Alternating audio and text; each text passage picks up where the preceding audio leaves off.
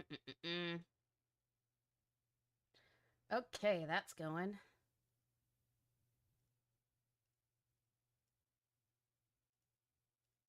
And why is my chat not working? Wish that did.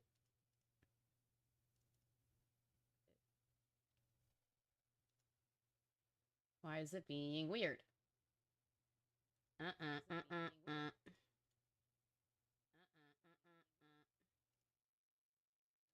Keep forgetting I need to mute myself over there. Okay, cool. We're live everywhere. Sick. But why? Oh, why? Oh, why? Is my chat not showing up?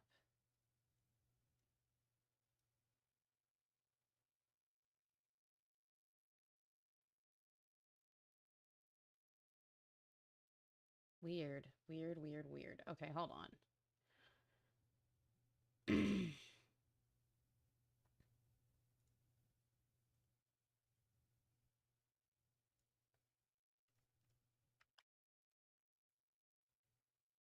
Trying to get the chat fixed. Something is up with the chat, and I don't like it. Why are you not working? Oh, it's up there. Wait, what? There we go. There we go. Now I can see it. All the way down there. What the fuck? Oh, okay.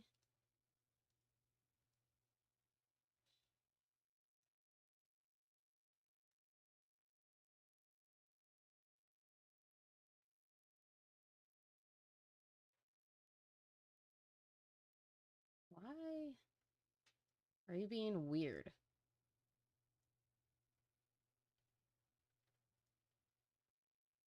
Docs. Chat. Okay.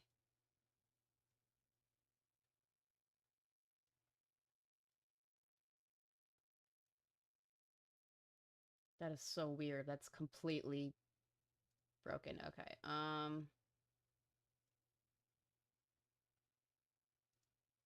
I need to fix that. That needs to get fixed like now. Time now. Give me a second. We're scuffed. We're scuffed, chat. We're scuffed as fuck. We're absolutely scuffed.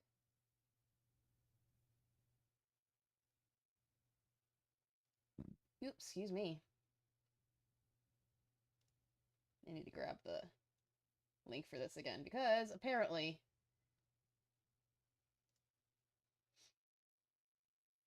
doesn't want to cooperate.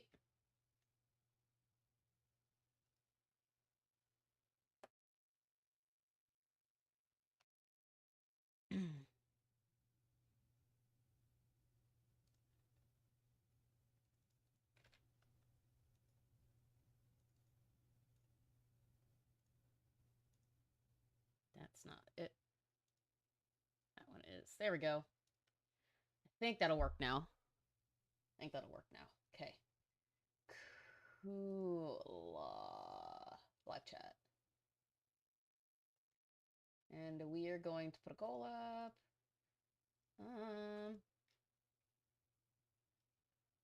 Not gonna go longer than 2 hours.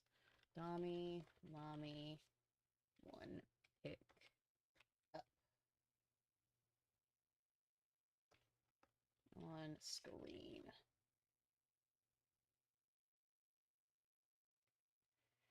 And then we gotta share it, and we can get into more brain cell damaging. Because we still have so much more book to read, unfortunately for me.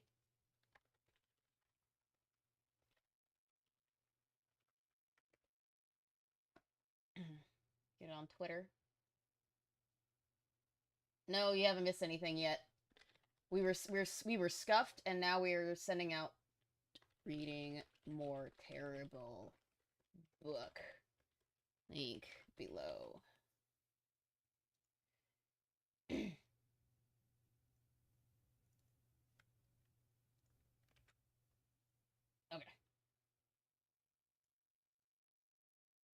And now we're ready to actually stream. Okay, so we stopped here. Page 50 of 445. Fuck me. Absolutely. Fuck me sideways, man. Y'all really had to vote for this, didn't you? Y'all really had to do it to me. You really had to do it to me. Ugh. Fucking dead. Dead on the inside. 100% dead. I censored. How you doing? How you doing? I'm about to die. Okay. Let us begin. Okay. This is where we ended off. The nature of the Diablos bounty hunter company led most of its members around the entire country, particularly the Midwest. Although the days, months, and years passed in what seemed to seemed to be a blink of an eye? Yeah, King of Darkness, unfortunately, I have to read all of this. I have to read it all on stream. Yep, it's time to suffer again. Time to suffer again, unfortunately. Yep, and you all have to suffer with me. You all gotta suffer with me.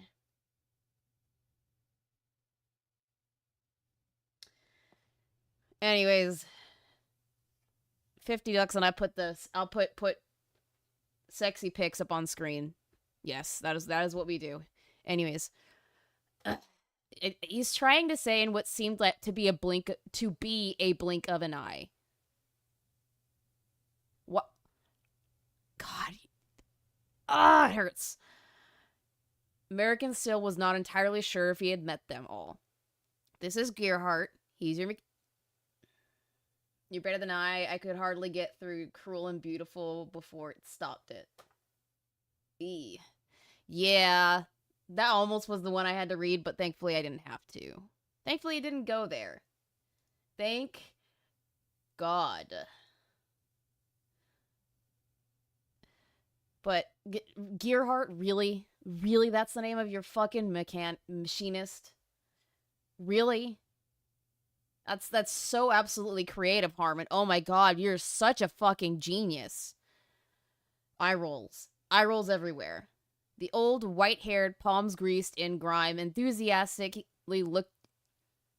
The old, white-haired man, palms greased in grime, enthusiastically shook American's hand. That is a terrible run-on sentence. Holy fuck. I'm gonna curse a lot. I'm sorry. I'm not really sorry. American took it with gusto, but when he pulled away, it had turned completely black. There. He was trying to rub the grease away when the man introduced himself. Been working with Diablos for 50 years. Wanted to work on cars growing up. But then I fell into modding them with weapons. Next thing I know, I got recruited to fight demons. Uh-huh. A likely story. Gearhart. Still rolling my eyes. He showed them what he was working on. A giant shotgun with an extendable chainsaw attachment. Seriously? You're gonna put Evil Dead into this? You're gonna bring Evil Dead into this? You're going to steal the fucking chainsaw shotgun combo. Really? Really? Really? Oh my god, you're such a fucking edgy boy. For close encounters, he said, grinning. Cool, American said, impressed. When do I get one? They spent the rest of that day going over his measurements, his training, and his goals. The Ignis, huh? Gearhart muttered. The fuckers aren't to be trifled with, but you're definitely in luck. He reached to the cape hanging on the wall and held it out to him. Try this out. American clasped it around his shoulders, and immediately he could feel a strange cooling sensation. It felt as if he was being submerged in cool water. That's a water wraith cloak, Gearhart said. Essential for firefighting. Try it on. He's already trying it on. Give him a look. It is on. Nah, Gearhart said. It isn't covering you completely yet. Are you trying to be a smartass? It's not working. It's just annoying. America had no idea what he was talking about. He stood completely still, wondering what exactly he was meant to do, as suddenly the feeling of being submerged washed all over him. The cloak let a wave of water crawled all over his body and covered it completely. You mean let out a wave of water that crawled up over his body and covered it completely? God, you don't know how to fucking write. Demon fire can burn pretty much anything. But you won't even feel it with that on. He steals a lot from things he likes. I'm surprised they weren't flagged for copyright infringement with how similar his characters and stories are with better books, games. Gears of War is more creative than Harman's book. Yeah. That's putting it lightly, y'all. That's putting it lightly. That's putting it completely lightly. Wouldn't that just boil me alive, American asked. Gearhart looked pleased that his new subject had asked such a question. Nah, it doesn't work that way. Science and magic don't always mix. The water wraith will keep you cool, no matter what. As long as you're wearing it, that is. I'll never take it off, American promised. Yes, you will, Gearhart growled. That one isn't yours. I need to make your own. They spent the This is not good banter, Harman. This is 100% not good banter. You are terrible at this. Fucking horrendous. Oh mein Gott. Spent the remainder of their time together discussing possible methods of combating the Ignis. Ignis is one of the 4 elemental archfiends, he said. It represents fire. No fucking shit. Someone like me who likes to read books, I would never want anyone to read this absolute garbage. Well, unfortunately, William Jakilla, I don't have a choice. I was paid $1,000 from my community to read this on live stream. So, I'm acquiescing and I'm doing it. Haha. The goal is to try and get to page 200 if I can. That's I gotta try. That's the goal. In the next less than 2 hours. Let's see if I can do that. Highly doubt it, but we'll try. And as a result, has an intense aversion to water. No shit. One of the reasons the water wraith will protect you so well against it is because of that. Water to an Ignis witch is toxic. So what I think you should consider. He placed a large weapon on the counter. It looked to be a kind of rifle, but of a make and model that American had never seen before. A water gun, he finished. American stared at him. You have to be joking. Gearhart smirked. You think so? He took the water gun and raised it. He pointed it at a target he had set up some distance away and fired. The blast of water shot out with the velocity of a bullet and slammed into it. He thinks he's cute.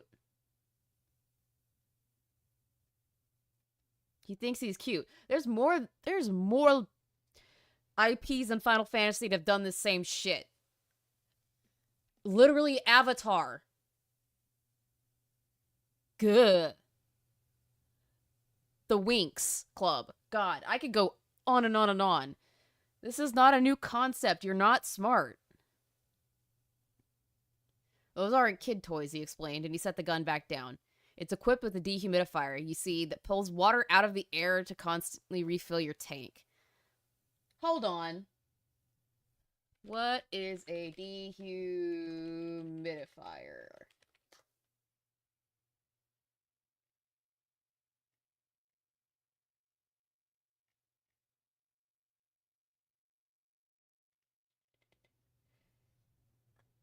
Well, humidity is a measure. Humidifiers remove or minimize the water vapor.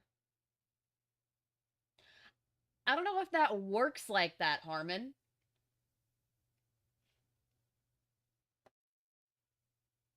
I don't know if that'll work like that, but okay, your fantasy world is fucking weird.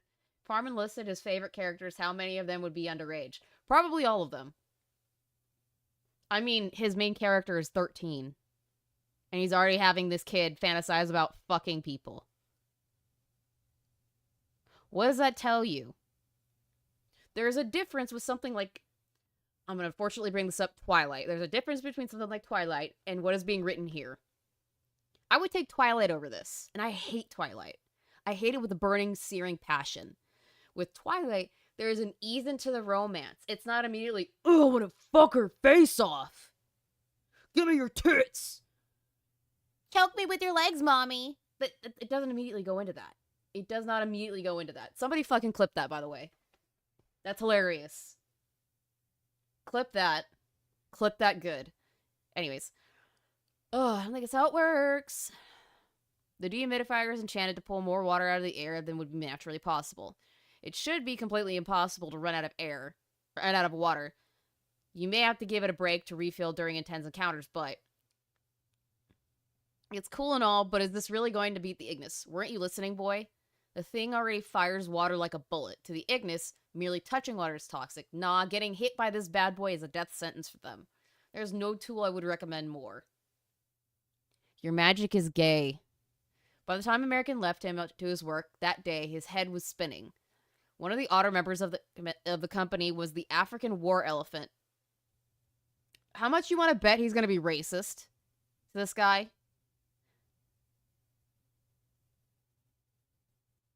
How much you want to bet?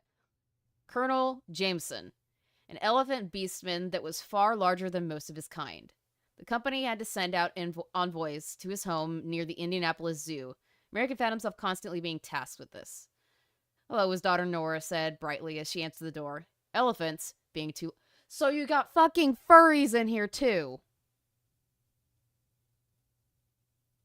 Halo 3 story is better than any of Harman's books. Well, no shit.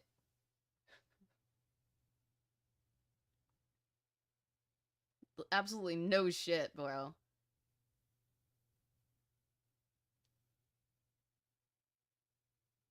Stop, I'm getting blown up with text. Sorry. Good God. Fucking kill me. Kill me! Don't really kill me. That's a joke. That's being metaphorical. I'm being metaphorical, you two. I'm joking. Veilguard is a better story. Yeah, probably.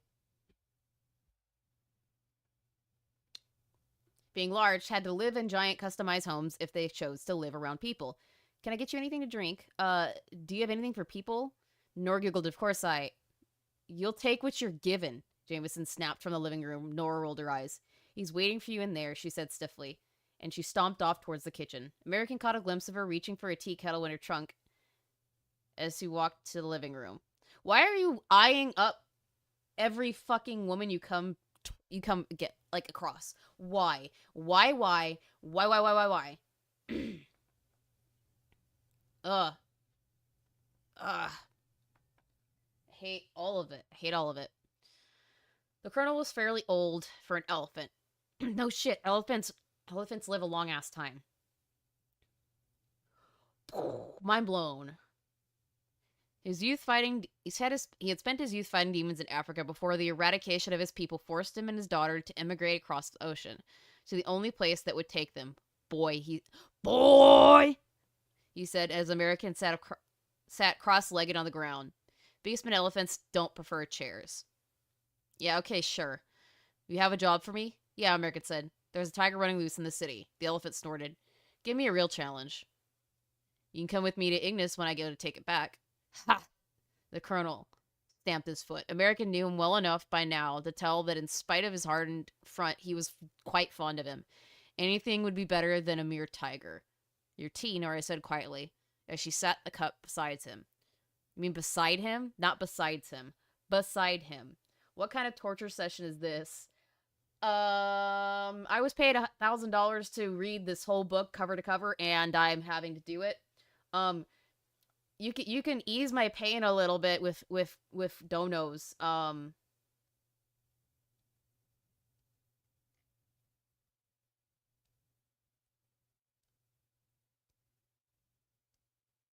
Oh, are you sharing my Twitch link? Is that what you did there? Oh, well, thank you. I appreciate it. We are trying to get set up there. So, where have I heard that name before? It's a very common name for, like, the sun. It's a very, very common name. Very, very. So that none of that is surprising to me at all. Where was I? Your tea, Nora said quietly. She set the cup beside him. American thanked her and took a sip from it. Solio Blade. You're kidding me. Her last name is Blade?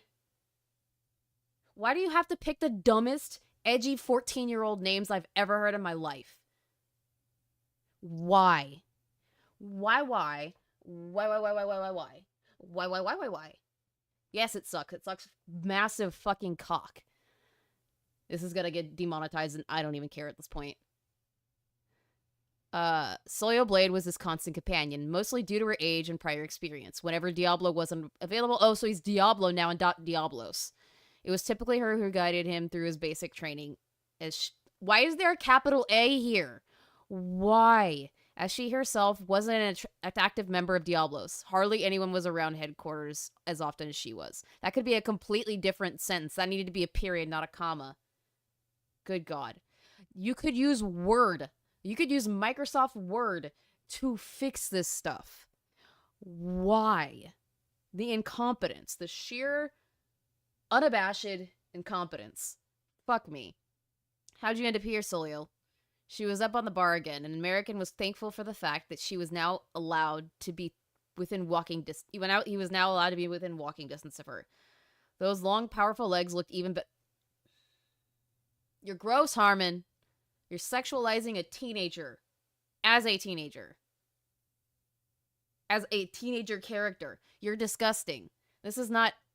There's a difference between romance novels that are like slice of life-like, even with sci-fi involved, and this.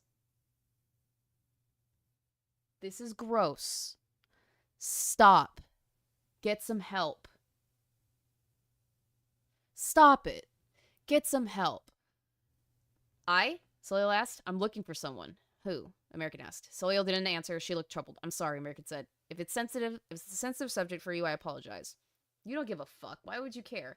You must not be using Word or Google Docs. At least it would tell you if you misspelled a word or have bad grammar. Exactly. There are tools for this.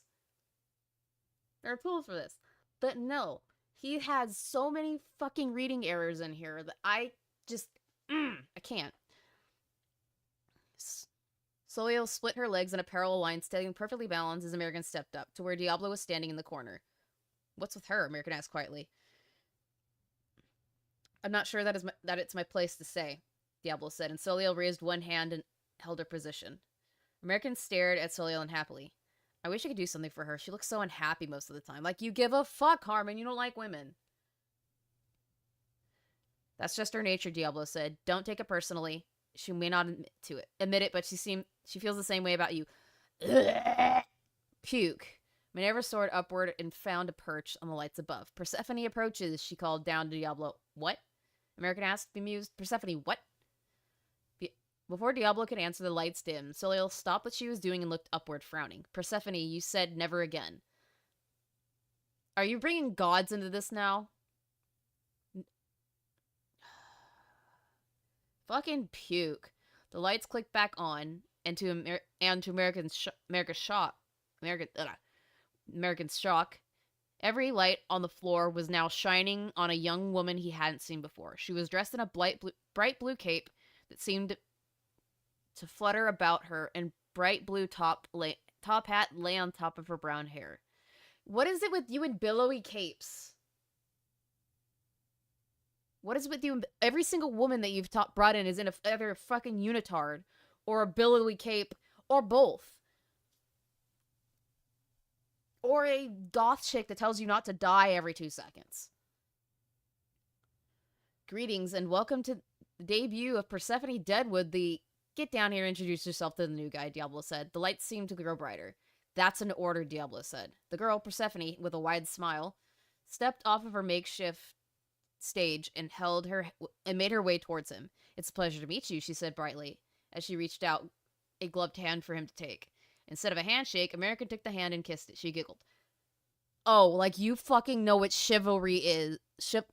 Like you understand what chivalry is or have any riz whatsoever, Harman. This is... Stop.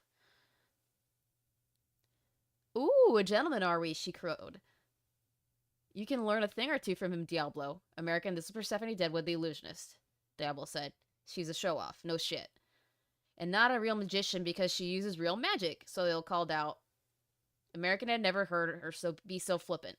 Don't listen to her, Persephone said smoothly as she pulled her hand away from American's fingers. Everything I do is just a trick. Do you like magicians, American? Do you want to see a magic trick? I'd like to disappear. That's what the magic trick I want to see is. I like you, American said, taking note of her warm brown eyes, her perfect white teeth, and her tiny frame. You're fucking weird. You're such a flirt, she said, looking up at... She looked at Diablo. This is your doing, is it, Diablo? This isn't your doing, is it, Diablo? Nah, Diablo said, as he puffed on his cigar. He's always been like that. You haven't even said how long he's been there. You haven't even said how long he's been here with these people.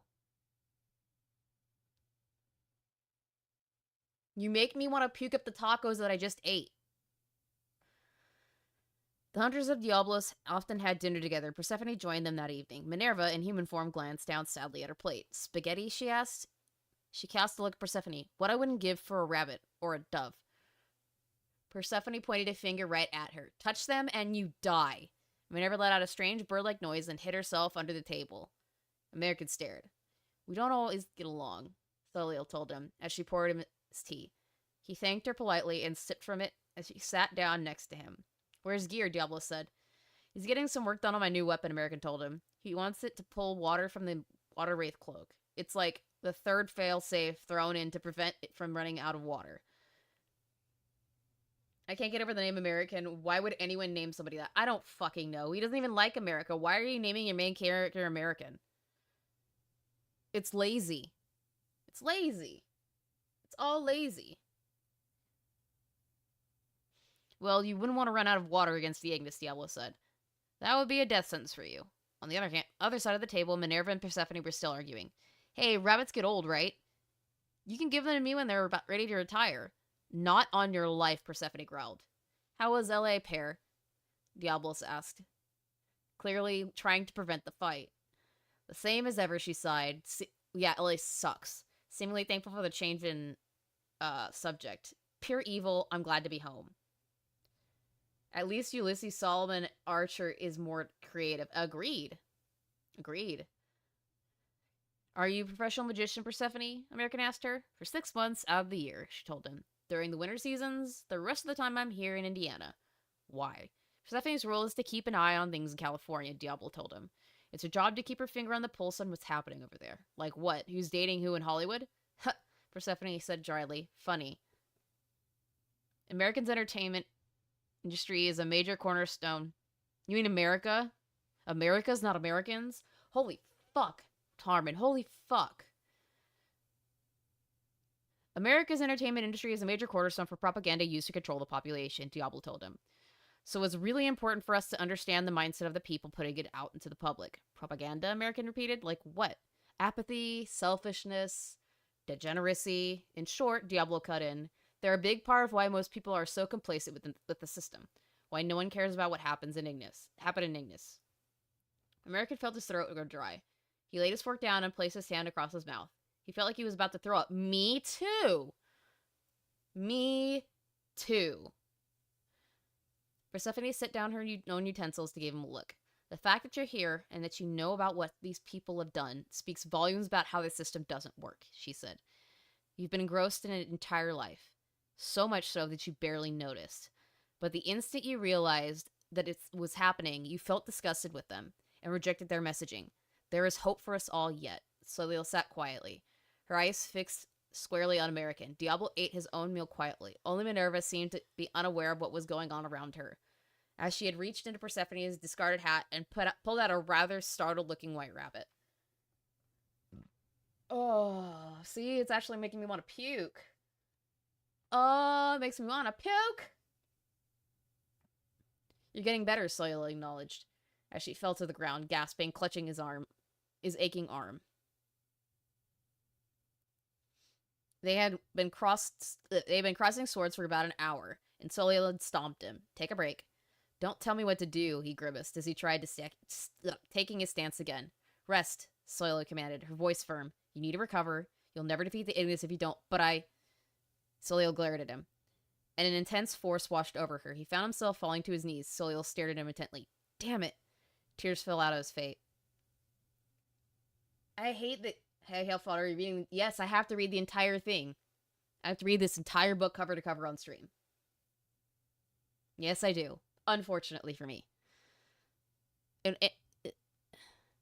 tears fell out of his face. You should just say tears fell from his eyes. You can knock me down just by looking at me funny. That isn't true, Celil denied. It was just magic. American didn't move. He was too ashamed to look her in the face. You have characters with the depth of a puddle of water.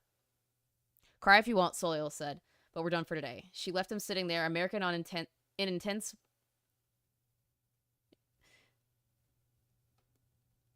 I can't. How am I supposed to read this? American with an intense wave of shame and panic. He was nowhere near where he needed to be. He felt something nuzzle his hand. He looked to the side and saw his hellhound Dante nuzzling him with his nose. He had already grown quite a lot. You're way stronger than I am, he said quietly, as he stroked the hellhound's head. In the other room, Persephone and Diablo were watching him quietly. What do you think? Diablo asked her. Me? She asked, surprised. Why are you asking me? You're the one here who came from a normal background. Oh, is that all? She took a sip of her tea as she watched American carefully. I think he's being a little hard on himself. He's comparing himself to Solio too much. He needs to spend more time with normal people his age. The last girl he was friends with torched his entire hometown, Diablo said. And now he's trying to deal with the fact that he has to kill her, Persephone said, her voice grim. That would be hard for anyone, I think. No shit, Sherlock. You think? Ugh. Sinister opened her eyes. You're a witch now, English said. Guy's name is You named a guy English when you can't even write the language.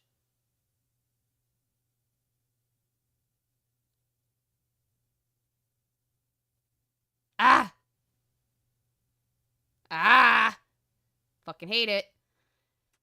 You're a witch now, English said warmly. How do you feel? Sinister sat up. She could feel the intense warmth running through her every pore. The great fire of Ignis that could consume the entire planet if left unchecked was now a part of her. She raised a hand to her hair and felt it. The fine strands of hair had become pure flame. You'll have to learn to hide your new features, English said, as she surveyed her new appearance with approval. It won't do if the cattle realize you for what you are. If they do, they die, she rasped. Now, edgy girl, English chided. We've spoken about this before. The cattle attend to the menial tasks that are beneath us. You must show discretion when interacting with them. Oh, edgy bitch. I never will, Sinestro whispered. That isn't why I became a witch. An intense pleasure washed over her. She flinched, shifting away from the other woman. Remember what I have taught you, English said quietly. With freedom comes responsibility. Oh, now you're Peter fucking Parker and his uncle now.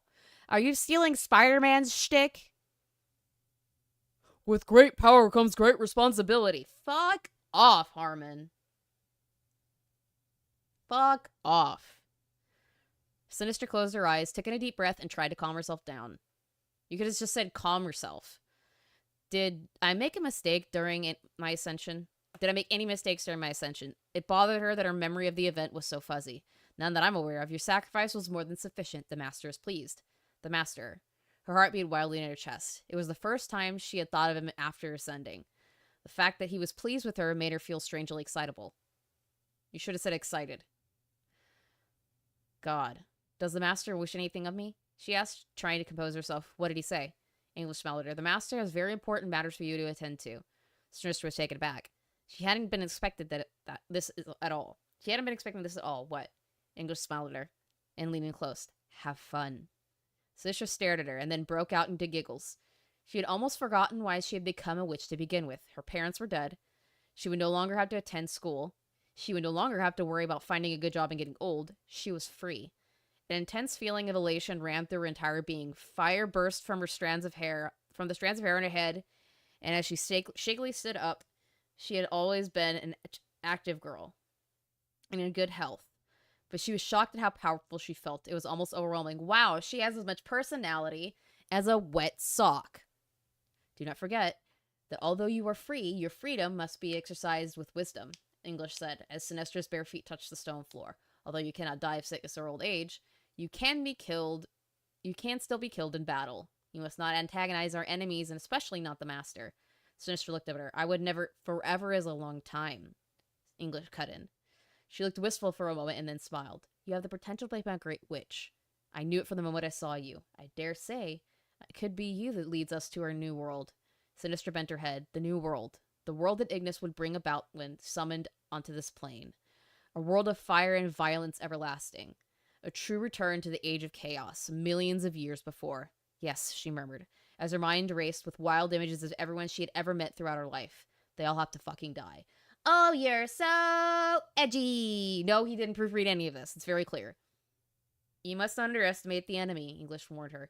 It is imperative you understand that humanity will not simply shrivel up and die. It will fight to the last man if need be. I don't fear the cattle. Then you are a fool. You must never underestimate your enemy, Sinistra. You must never forget that there was a time where you were scared and lonely, and would do anything to get back at those who would torment you. You became who you are today because you were once one of them. Sinistra curled her lip. You speak as if I'm doomed to remain among the cattle. Maybe you should have been. Forgive that I'm late to the roasting or garbage pretending to be literature. The edgiest of edgelords. So edgy, I am cutting myself on the edge. Hi, Oleander. I'm dying inside. I'm dying. You've only taken the first step, English said quietly. As you are now, all you have done is broken free of your life among them. They can still destroy you, Sinistra. Sinistra felt the breath hitch in her throat. You have taken that first step, English said. Never forget how far you've come. But you also must know that the path to absolute freedom never ends. She stood up. She took Sinistra's hand in her own and pulled her off the platform as well. Sinistra stumbled slightly. She was still not used to her new body. Now, she said, her voice light and soft. What do you want to do first? It was not long after Sinistra stood facing the front door of her middle school. She stared up at it, her mind racing through all of her days here. The girls who had bullied her, the boys who would call her a dyke. Really? Hi, Power Boss. Really? He just fell off the edge. It's gone. The teachers who would ignore her in favor of other, prettier girls. She stared at it, and the rage and hatred exploded out of her in intense flame. Her entire body caught fire. Her hair, which was already concentrated flame, exploded upwards with an intense inferno.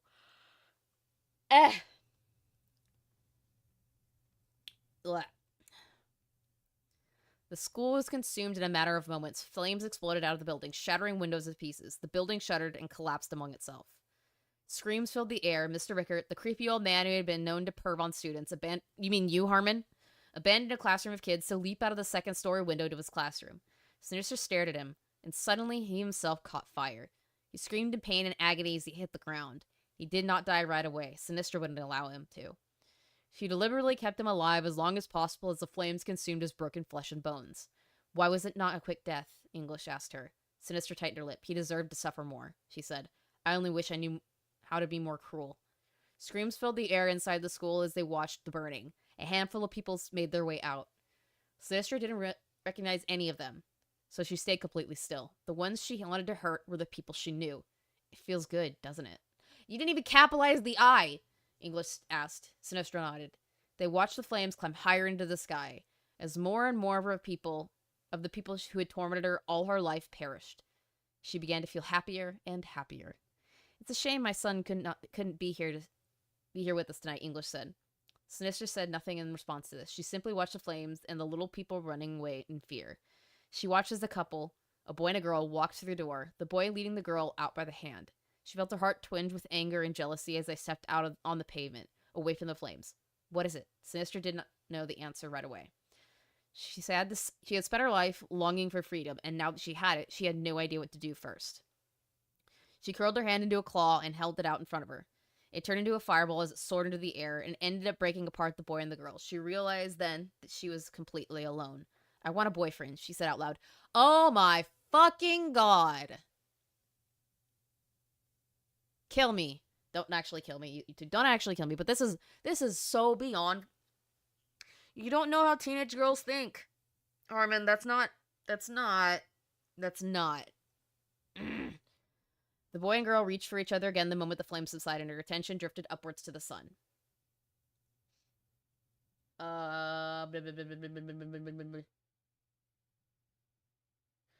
What the fuck did I walk into?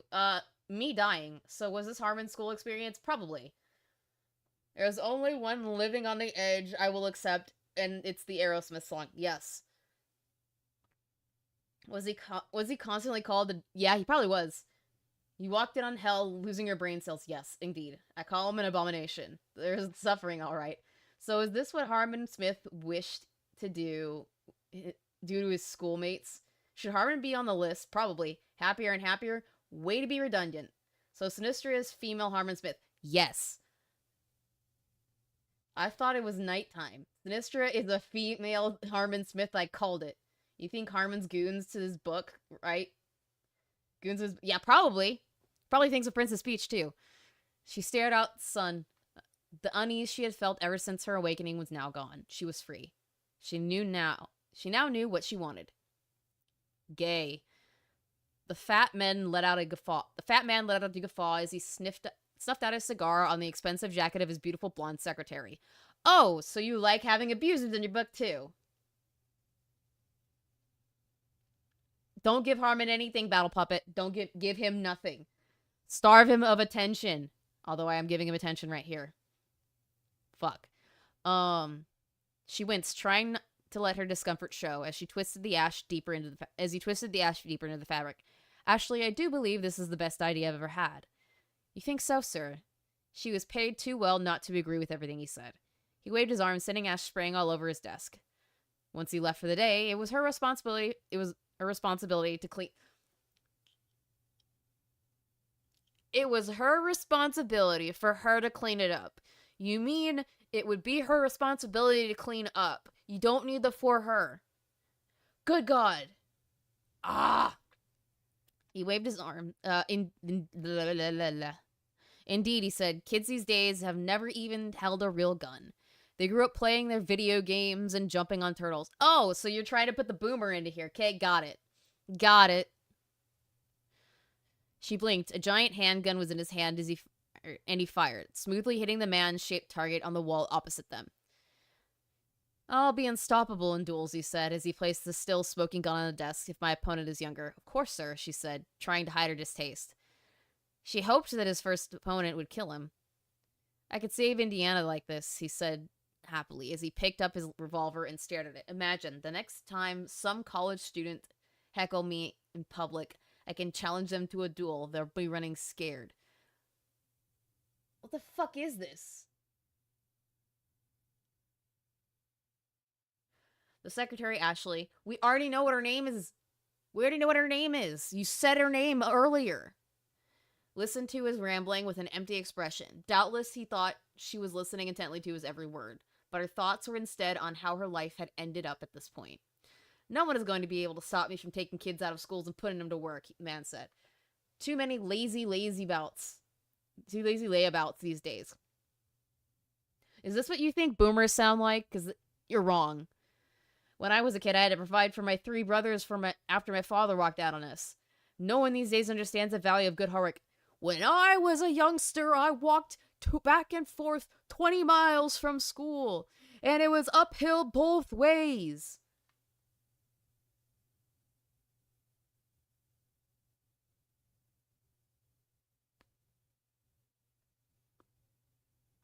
I can't. I fucking can't.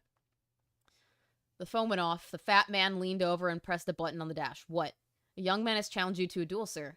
The man smirked to send him up. He leaned back in his chair and reloaded his gun.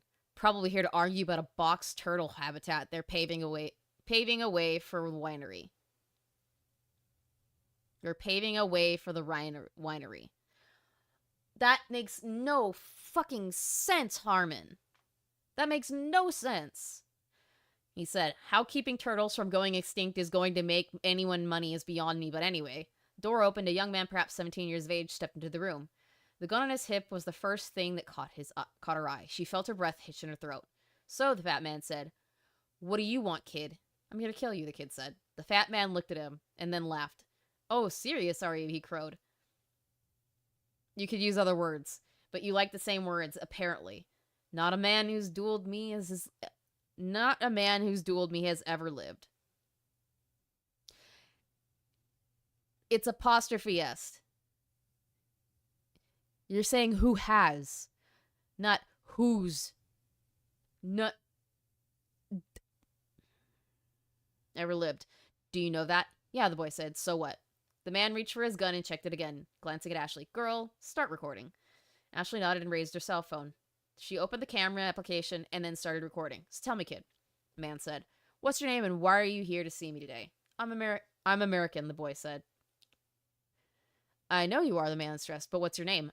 I'm here to kill you, American said, as he tenderly stroked the revolver on his hip. You pissed off a lot of people, old man. You have a lot of grit than most kids your age, for sure, the man said appreciatively as he slowly got to his feet. Everyone else who would be walking outside my building holding signs, he grinned. Joke's on them, I don't read. No shit, Sherlock. American didn't laugh. Do you like westerns, boy, the man said. Most kids are into those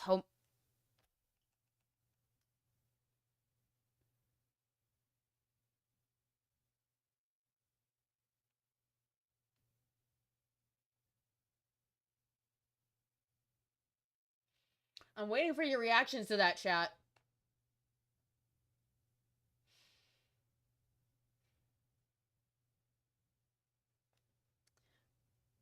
Most kids are into those blank superhero films these days.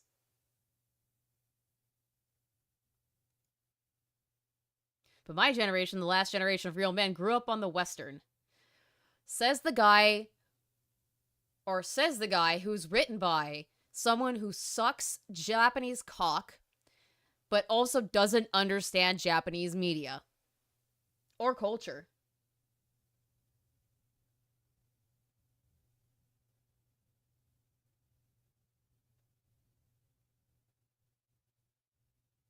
I'm not saying the word because I don't want to get my ass kicked by YouTube because I said too many no words. I don't want to say too many no words. Guys, this hurts me. This hurts me. This hurts me. This hurts me. I want to die. Not really, but I'm dying inside. American placed his hand in his revolver as the fat man wallowed in front of his desk, his own gun in hand. Yep, the fat man said. The last wave of great American cinema. Before everything went to shit. You wouldn't know what good cinema is if it slapped you on the face and left a mushroom stamp.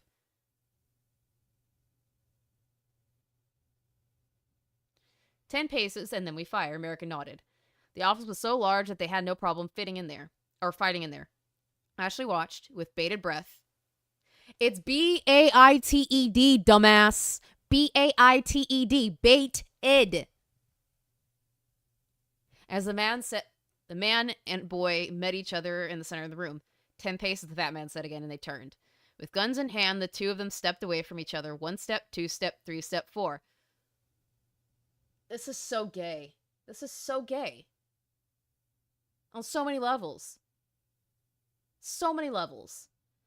Ashley felt her breath hitch in her throat. Tears welled up in her eyes as she tried to keep the camera steady. 5, 6, 7, 8. Ashley let out a cry. Then, on the 9th step, the fat man whirled around, raised his gun, and fired. The bullet swerved straight for American's head. He turned, his movement neatly dodging the shot, and then fired. The fat man was blasted backward, over the desk, and into the glass window. You could just put a comma there. The glass shattered upon impact, and the man fell 20 stories to his death. Ooh! Ooh! He's such a badass! Ashley stared at American as American holstered the gun and turned it back around.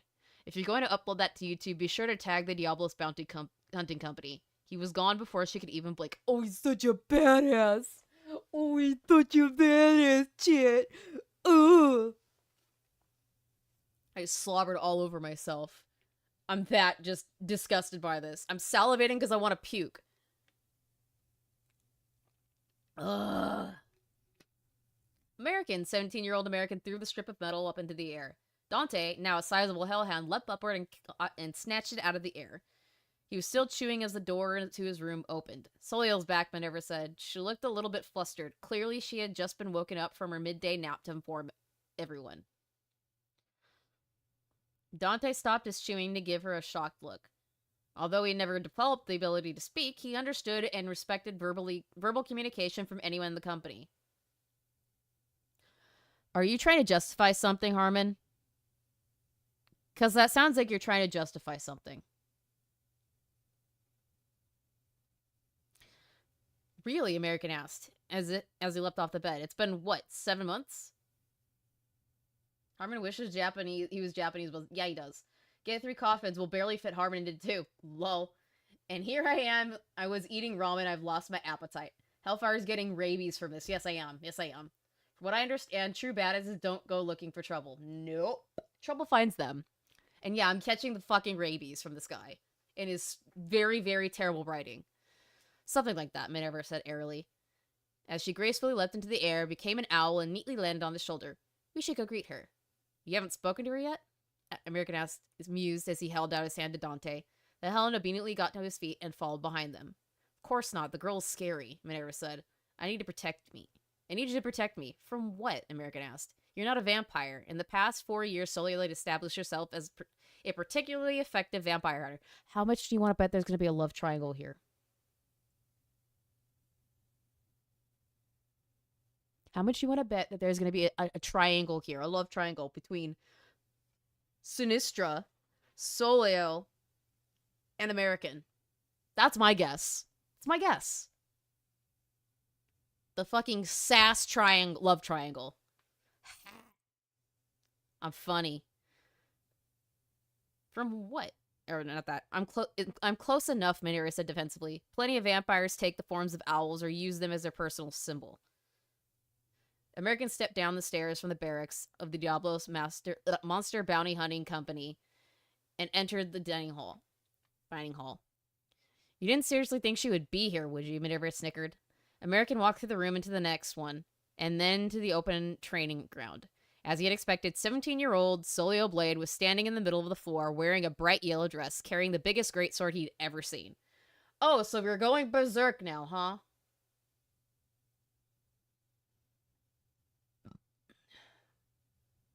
It'd be more interesting if they would love Trapezoid. With who? The older witch? Gross. Do they make swords even bigger than that? American asked loudly. Soleil turned to face him. A heap of iron swung around easily in her one hand, as if it weighed nothing at all. The sword, at 6 feet long and weighed perhaps 250 pounds, was bigger than she was.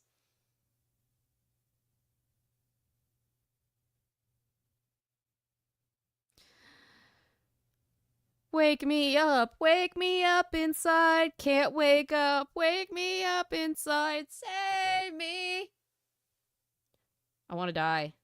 I'm dying inside, guys. I'm losing so many brain cells. They're dying one by one. So many brain cells.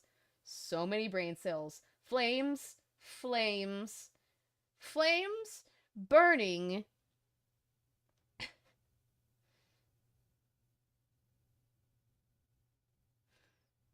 As I said to the retired Viking floof, I miss her. I've read shittier fanfics with better writing and story structure. Yeah.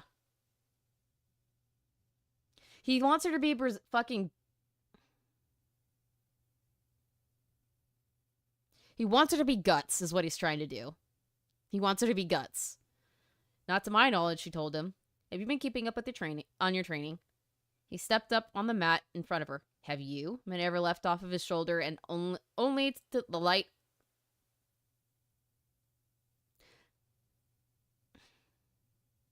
and onto the light above her. She settled down and stared down at them. I don't even understand what that was trying to be.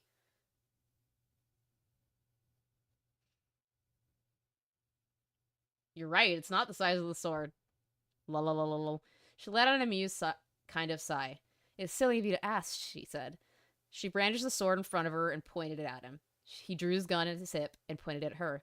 A gun against me, she asked, as she tightened her grip on her sword. American fired. The bullet shot forward, slamming into the tip of the blade. It bounced off harmlessly.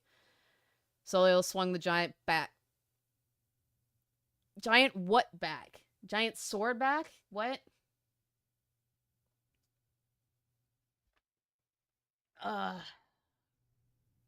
Fuck. Fuck me. Swung the giant sword back and then dashed forward, her head bent. She swung the giant sword in a massive arc. America ducked, and the sheer speed and force of the wind as it passed by him rustled his hair. He raised the gun again, prepared another shot, but Soleil had spun around, her powerful leg wheeling, and her foot slammed into his face. He let out a cry as he was thrown backwards, off the mat and onto the wall. He slammed into the back wall with a thud and fell limp. You have terrible sentence structure. Also, how much you guys want to bet he's got a mommy-dommy fetish? He wants to be stomped. Because that's what this seems like. He wants to be stomped. I see that you still are not my equal, Soil said as she lowered her leg. She brought the sword back around and set it on the ground at her feet. You thought that would work. American shook his head as he got to his feet. Nah, but I can't just back down if you ask me to a fight. Admirable, I suppose, Soil said.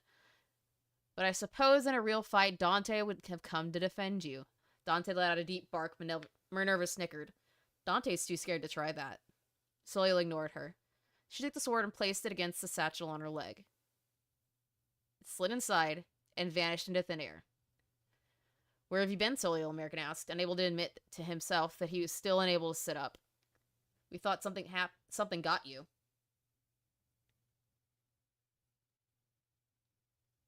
If you want to see an actual dummy, mommy, it's $50. Just saying. If I have to suffer, you have to suffer too. I have been on the trail of the Prince of Darkness, Amaris you. You have some kind of, like, obsession with wood. You have an obsession with wood and wood names.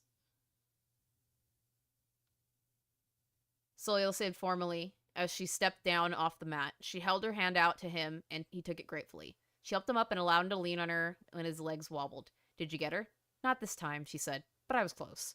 Close doesn't cut, an American reminder, and she led him back to Diablo's office. Is it Diablo's office or Diablo? Is it Diablo or Diablos? What is it? What is it?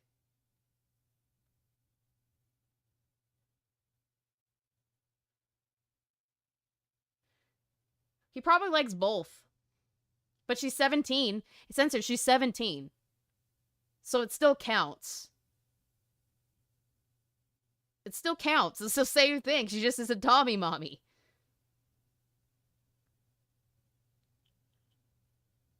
It's disgusting. I hate this. I hate it. I hate everything. Minerva swooped past them onto her perch. What, you let her get away? Yes, Celio said. Upon seeing American's surprised expression, she elaborated. I had to save a boy's life. American smirked at her. A guy, huh? He asked. Your boyfriend? No, Celio denied. He was just in the way. Who was he? American asked. Before Celio could answer, Minerva raised her wings. Is our little American jealous? She crowed. You really like that word, don't you?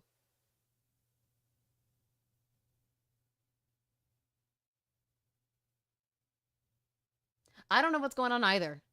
And we're only 71 pages of 445. We're not even 100 pages in. And it's been almost an hour. Fuck me, we're gonna get to maybe 150 if I'm lucky. Good fucking God. Ugh. I'm just asking a question, America told her, exasperated. He'd gotten used to Minerva's outburst by now. A question about L-O-V-E.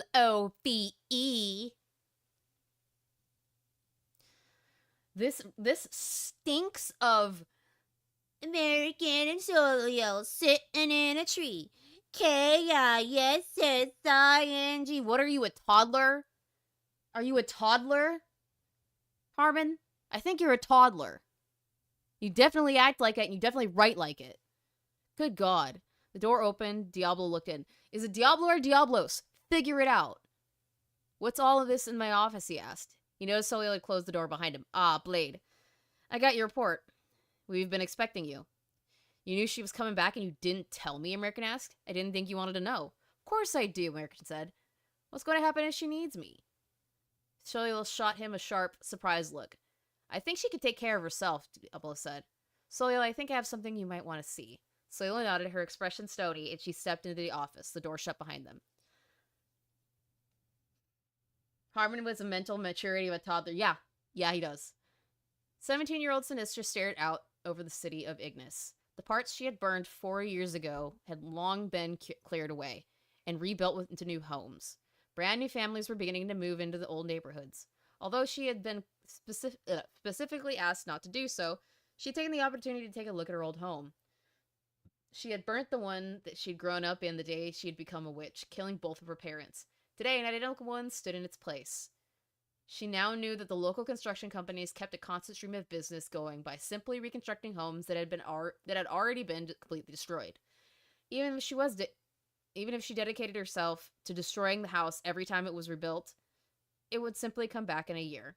Doing so was pointless.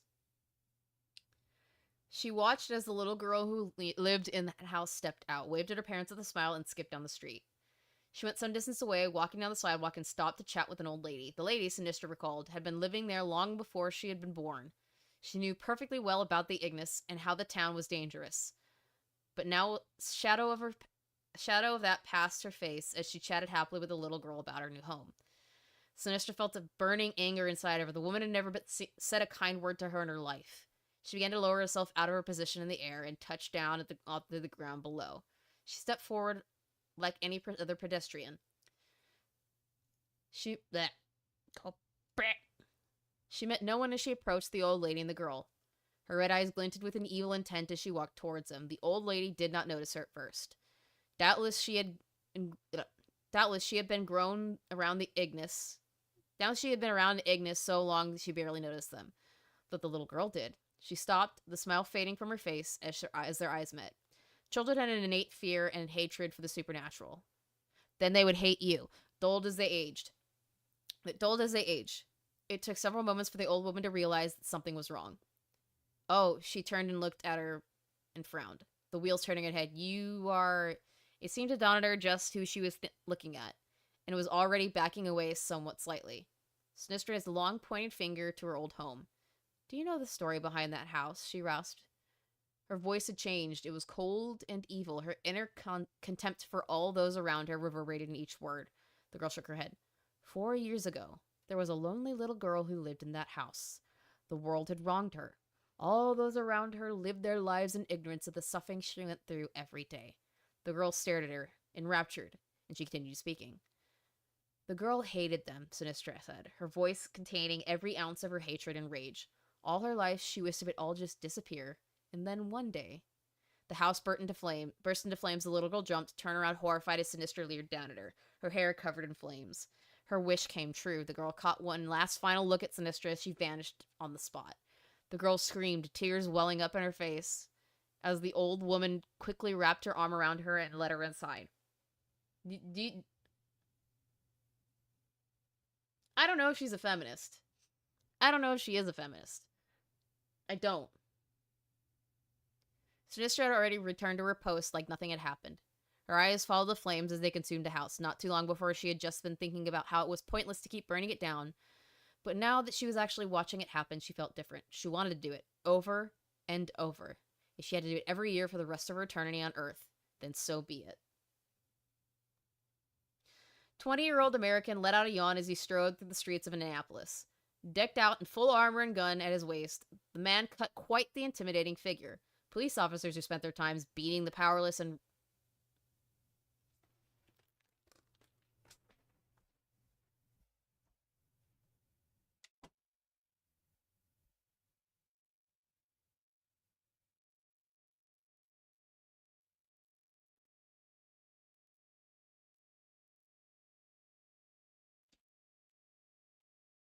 I had to walk out of the room for a second. Because I'm about to lose my shit. Hey, Harman. Hey, honey boo-boo. Sweetie child. Now you're actually pissed me off.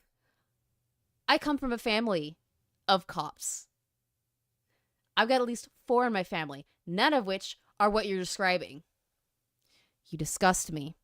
And the fact that you are depicting them like this and talking about them like this, take your dick, tuck it between your legs, and go fuck yourself.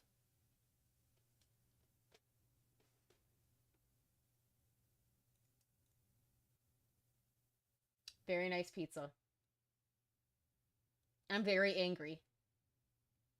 I'm very angry. I'm very angry. I'm very angry. I'm very angry. And now my brain is broken. I was just annoyed, and now I'm mad.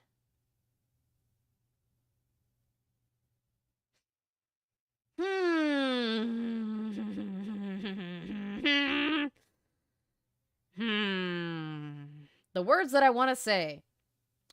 Skipping that, rather than protecting people, tried to avoid eye contact as he passed. In his hand, he carried a bag containing the head of the Medusa he just... You mean the Gorgon. It's called a fucking Gorgon. Medusa is one Gorgon in mythology. I'm grabbing my mic very hard because I am pissed that you are getting my favorite fucking pantheon's mythology wrong. I'm angry. I'm angry now. I'm beyond angry. I'm beyond angry.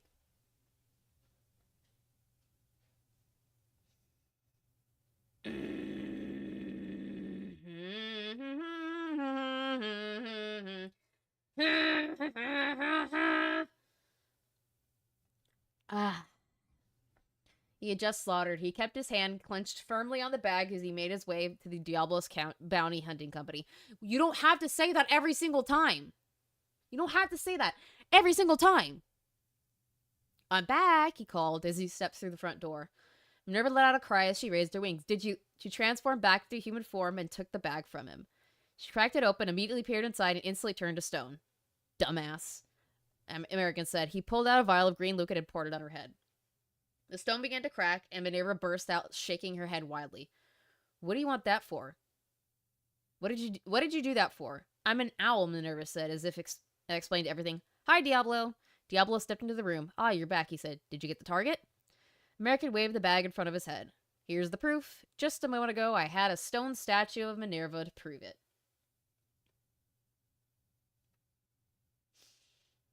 I'm crashing out. I'm crashing out. Hi, Radar. I'm crashing out. I'm crashing the fuck out. Yes, it is. Yes, it is his book. Yes, it is. It is that exact same book. And I'm reading it.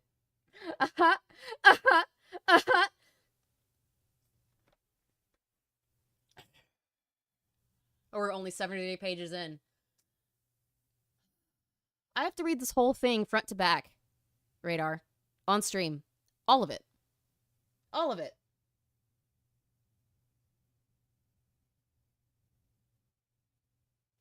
Feel sorry for my sanity. But I'm a woman of my world, and I will take the torture and do as I was paid to do.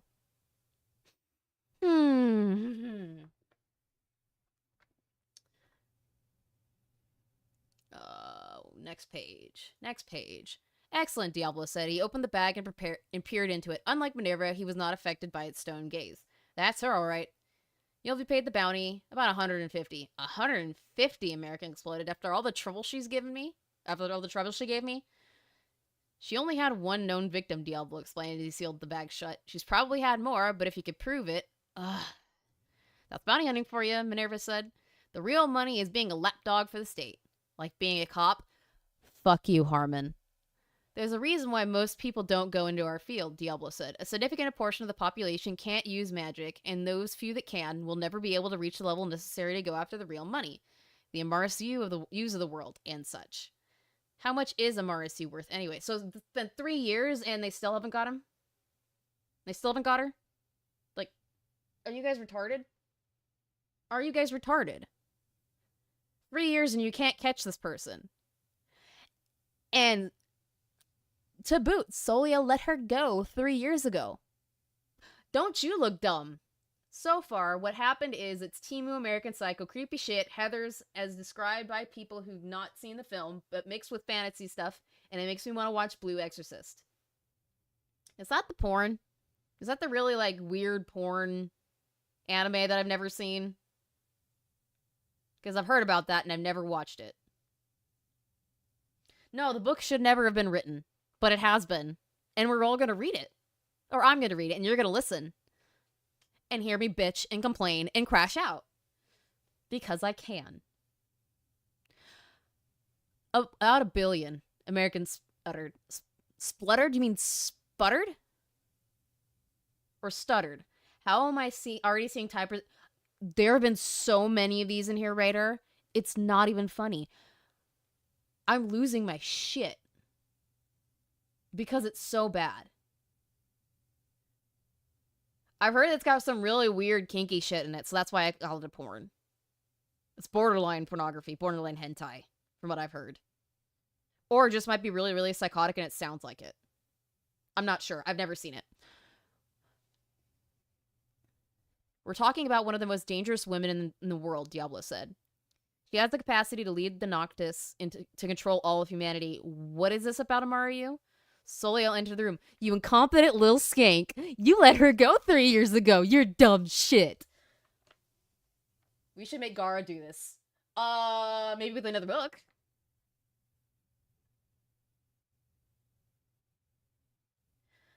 And if in Radar, the worst part is that even after I'm done reading this book, I have to react to Harman Smith's videos for a minimum of 2 hours. And the reason I'm reading this to begin with is because my community decided that they wanted to torture me enough to donate $1,000, which not only made me react to Reforged Gaming for about, 20 hours, and now I have to read this. And if we hit 1,000 again, I have to read about Harman's fanfics on stream. And if I hit 1,500, I have to perfect or platinum a really shitty game from Steam on stream. And Des really wants to be Dustborn. The things I do for y'all. If it's any consolation, I only donated my time. Yeah. And I appreciate that. We're trying to grow here. One brain cell death at a time. Where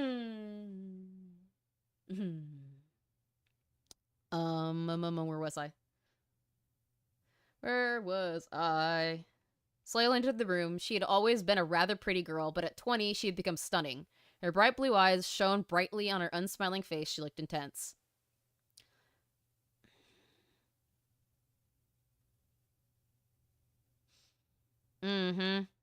Exactly. Censored. Exactly. But it could also be Gollum. It could be Assassin's Creed Shadows. It could be Veilguard. All depends on what you guys want to do if we hit that Dono goal. And which pick? Because it will be a poll. Anyways. We're talking bounties, Diablo. Is it Diablo or Diablos? Figure it the fuck out, Harman. Explained. Soliel nodded sagely. Ah, she said, yes, MRSU has a several hundred-year-long history of crimes against humanity. She has enemies all over the world. I would say that a mere billion is too low personally. Is that why you're hunting her down, American said? For the money? Slowly looked offended. Of course not, she said. My family's been hunting MRSU for generations. That reminds me, Diablo said. Is it Diablo or Diablos? I have something for you, American. American turn. Diablos. Is it Diablo or Diablos? I can't believe I'm saying this over and over and over and over and over again. I'm crashing out. I'm crashing out. I'm crashing out. Clussy says he has a number. No. Veilguard, not Vanguard. Veilguard. The Dragon Age one. I'm reminded of a good game. Or maybe we should give Hellfire her break. Have her play Ume. I don't even know what that is. I don't know what that is. But it can't be good. It can't be good if you're suggesting it.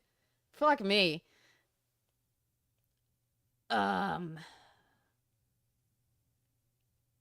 American turn. Diablo's placed a file in front of him. His heart stopped. Ignis Sinistra.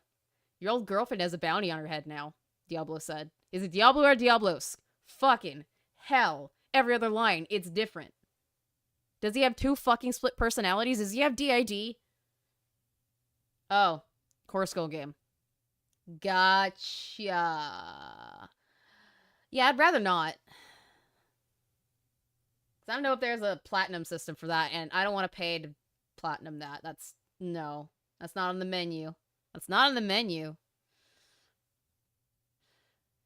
He said as he lit a cigar. American took the file in his hand and picked it up. The photograph on the cover was an old one. Sinistra stood off to the side, staring into the distance with a vacant expression. He remembered the day well.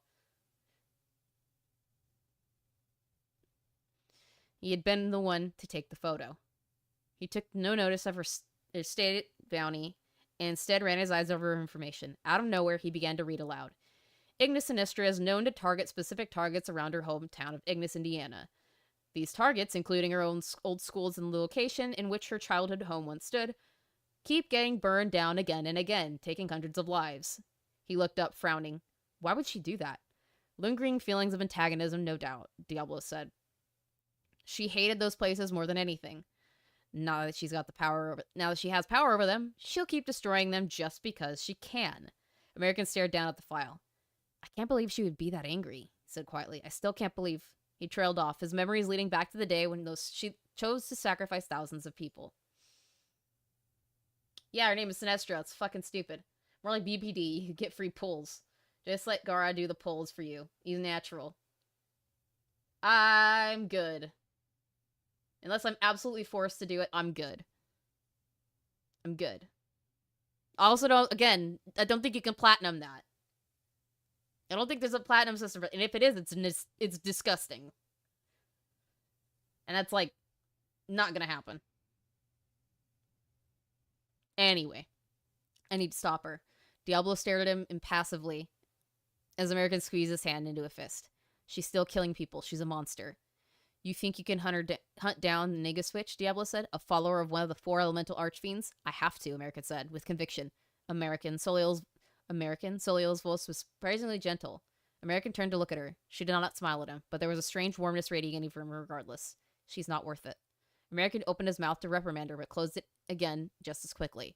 He stared at her tight-lipped for a moment before answering. What are you saying? American asked quietly. She's an Ignis witch who is destroying the cattle who chose to live under her master's roof. You mean rule? You mean rule? And why is that uppercase? Why? Oh, why? Oh, why? Oh, why? I'm not having a blast. I'm crashing the fuck out, and I have been crashing the fuck out for the last 20 minutes.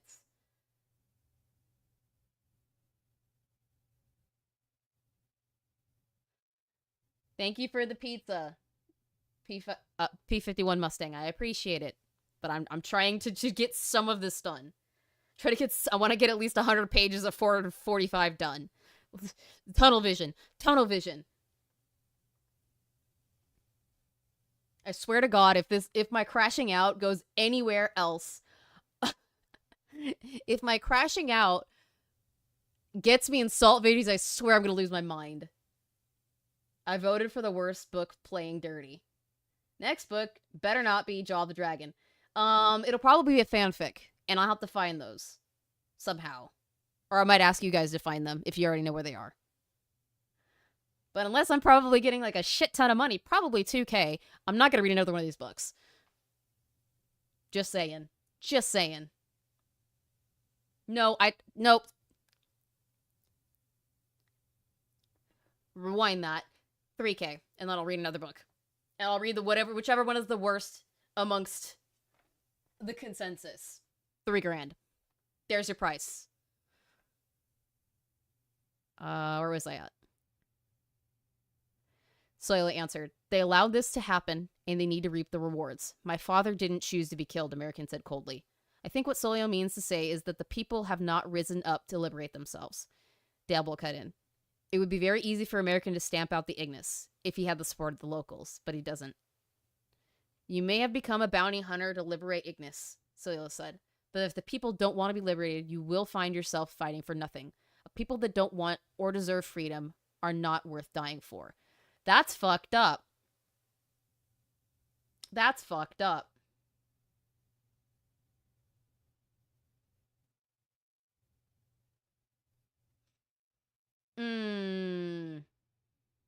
Yes, it is 3K for me to read another shitty book. There's your price.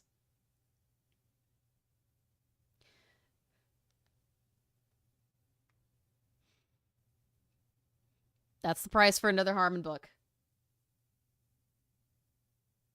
American turned away from them both. His eye was on the door. You mean eyes were on the door? Eyes were on the door? Good fucking God. You sound like you don't want me to you don't want me to go fight them. I don't, Solio said bluntly. American did not answer her. He opened the door and stepped outside. Solio watched him go. Her expression was stoic, but Diablo knew her well enough to tell she was upset. You knew it would someday come to this. She gave a curt nod. Yes, but not so soon, she said. It's been 7 years! He's not ready. He's too young. He's only 10 months your junior, Diablos pointed out. Is it Diablo or Diablos? Pick one! Pick one!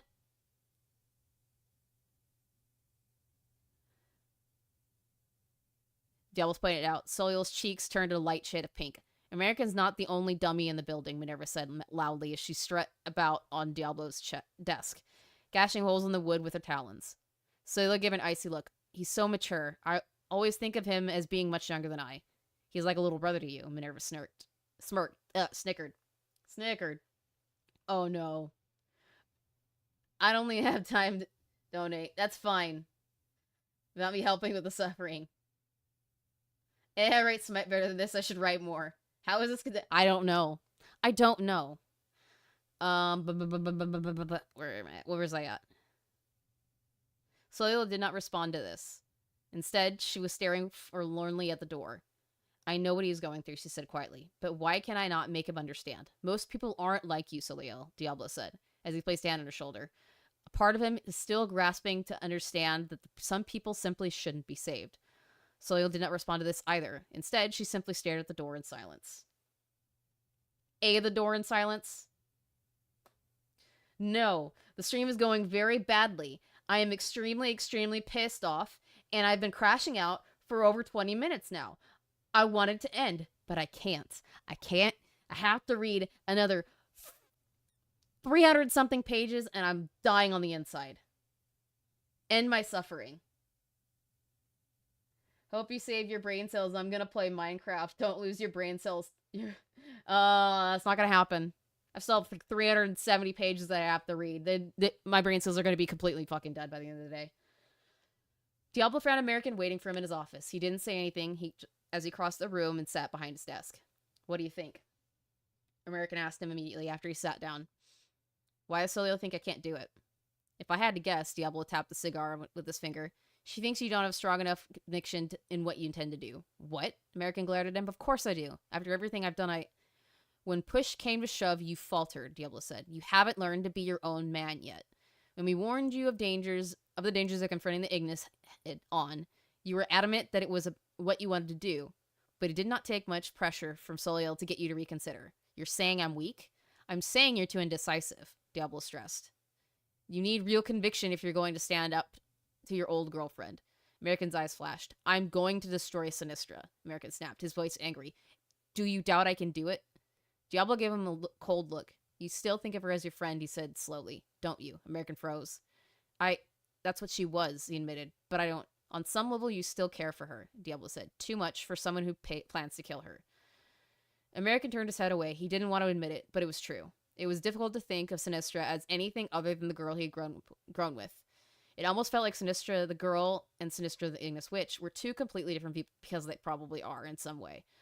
I see that we have stumbled upon the root of the problem, Diablo said. You want to hate her. You want to destroy her and those who enabled her to become what she is now. But in your heart, you cannot. You cannot separate the hunter from her humanity. She destroyed my life, American rasped. He placed his hands on Diablo's desk and stared at him. Why can't I hate her? I can't answer that question for you, Diablo said quietly. American glanced downward at the desk. He thought for a moment, and then he began to speak. A part of me wants to think this is all a big mistake, he murmured. Perhaps Sinistra wasn't responsible for her actions. She was coerced by the cult to join them. Not because she wanted to, but because she felt like she had to. Diablo didn't offer his opinion. He merely sat and listened, still smoking a cigar. A part of me wants us to be friends again, American said quietly, even after what she did. Diablo took a cigar out of his mouth and snuffed it down on his desk. What will you do now? American closed his eyes. I need to see her again, he said. I must convince myself that she is a person that needs to be destroyed. I cannot allow there to be room for doubt. I must eliminate this image of her I have in my mind. She is no longer my friend. She is now my enemy. It sounds as if you're having second thoughts about what you intend to do, Diablo said quietly. No one is forcing you to go back. If it truly means more to you to forgive her than to take revenge, you should. Forgive? American asked quietly, after what she did. He looked down at his clenched fists. I need to destroy her, he whispered. It's what I want. Okay. I'm gonna doodle Francis some GTA 4. Maybe it'll distract from smelling toast. Yeah. Oh, my lord. FYI, Harman is everything wrong. One of them being a Nazi, enough said. Yeah. Yeah. Yeah. Twilight fanfiction written on a Blackberry is written better, too specific. Love triangle. The sass triangle. Diablo flicked a cigar at him. The butt hit his head, and an American gave a small start of surprise that the extinguished cigar landed on the desk floor, in front of him. You can't have it both ways, kid, Diablo said. Either you fight, or you stay where you are. He stood up. He turned to the files. You should have said he stood up and turned to the files on the shelf behind him and reached for one. 7 years ago, Diablo said, Ignis Sinistra killed 5,000 people. Those who were aware of the cult and Ignis and their practitioners were not among them. They knew to stay away. Every single person burned in that blaze was innocent of any association with the Ignis. Americans said nothing. Many people lost their families, Diablo continued. Many were taken in by the cult and have helped to continue the cycle of violence. These are those among them, like Sinistra, that are grateful for the opportunity. They hated their families and their loved ones, and enjoy the lifestyle of endless excitement that the Ignis offer them. America did not move. All crime is legal, Diablo went on. Murders, rapes, and robberies do not get investigated by the police. In fact, usually the police have no responsibilities other than prevent outsiders from disturbing Ignis activity. New families are encouraged to move in due to affordable housing and high-paying jobs. Americans seized up. And these families are the core target for the cult's sacrifices, Diablo stated. Or said, doubtless your parents fell into the same trap or worse. Shut up, American whispered. We're Ignis worshippers themselves, Diablo's finished. American raised his fists and punched the desk. The thick wooden mahogany desk split in half upon impact. Oh, he's such a badass. He said you're freaking badass. I hate it. I hate it. The bounty was just pulled. Won't even pay for half of that desk was worth. Half of what that desk was worth, Diablo told him. I hope you were able to pay it off. American stared at him. I should break you in two as well. Is that a threat? Diablo asked, in a bored voice. It's true. Your parents were either evil Ignis worshippers themselves, or idiots who thought that they could take advantage of the cheap housing. My father died to save me. If he did his due diligence, he never would have put you in that situation. American went for his gun. Diablo got it first. Got his first. Bang. Rand's gun went spinning out of his hand. He grimaced, gripping his wrist as he stared hatefully at Diablo. You would be dead now if I wished it, Diablo told him. I just showed you more mercy than Sinistra showed your parents. Diablo fired again. The bullet grazed past his cheek, leaving a thin trail of blood. Do you really intend to show more mercy to your enemies than to your own friends? Diablo demanded. You come here, to my business, and ask me to help you destroy this witch. And when it comes time for you to commit yourself to the goal, you shy away from it. You wasted my time for a dream that you did not truly intend to fulfill.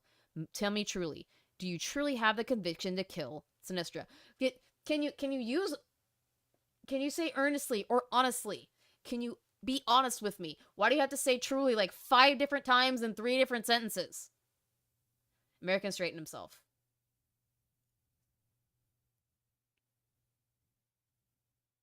I do not. Then what do you intend to do? The shadow fell across American's face. I don't know. Diablo glared at him. Get out of my office, he said. And I'll send you the bill for the desk. American grabbed the gun, holstered it, and made his way to the door. He tried not to hold his bleeding hand. Keep your blood off the door, Diablo said, as American slammed the door shut behind him.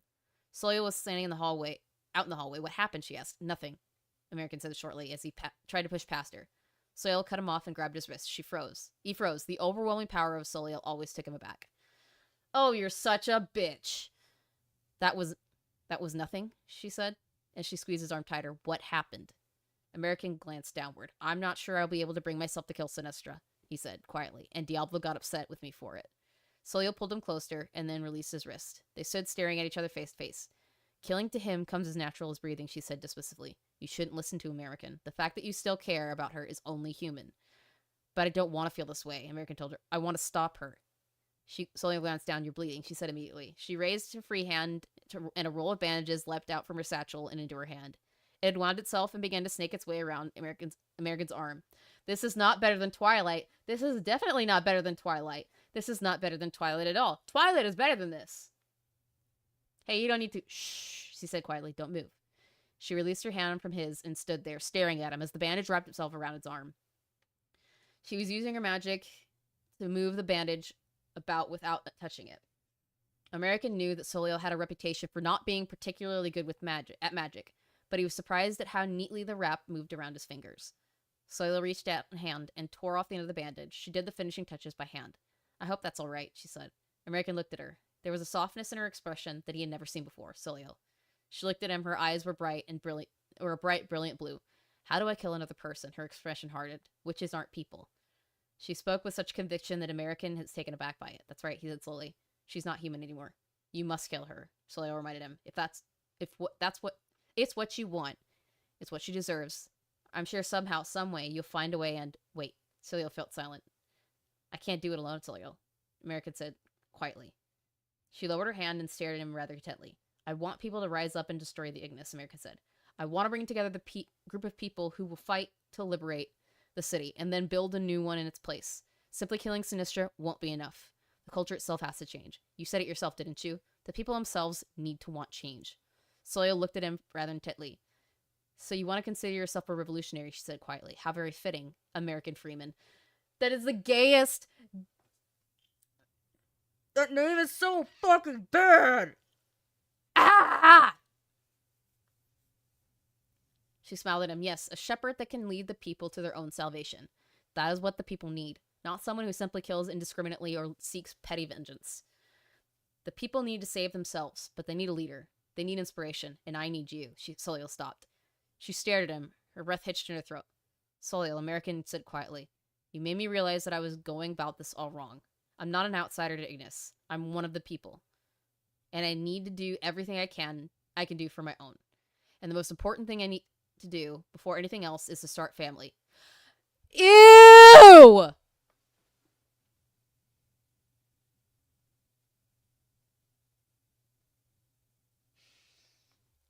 Ew. Ew. Ew. Will you marry me? Solio closed her eyes and let out a deep breath. This isn't how I wanted to be proposed to, she said slowly, but then she smiled. But I can't have expected anything less.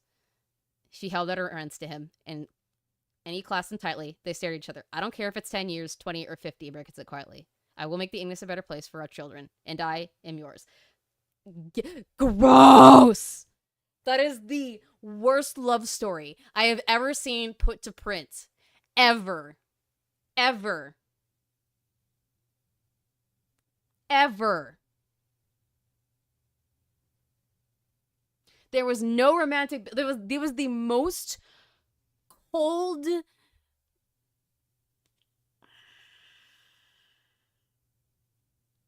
Niagara Falls, flaccid everybody is.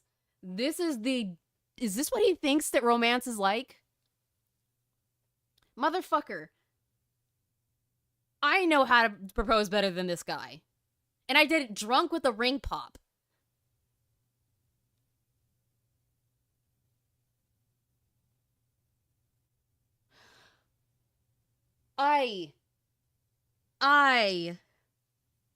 I'm dumbfounded.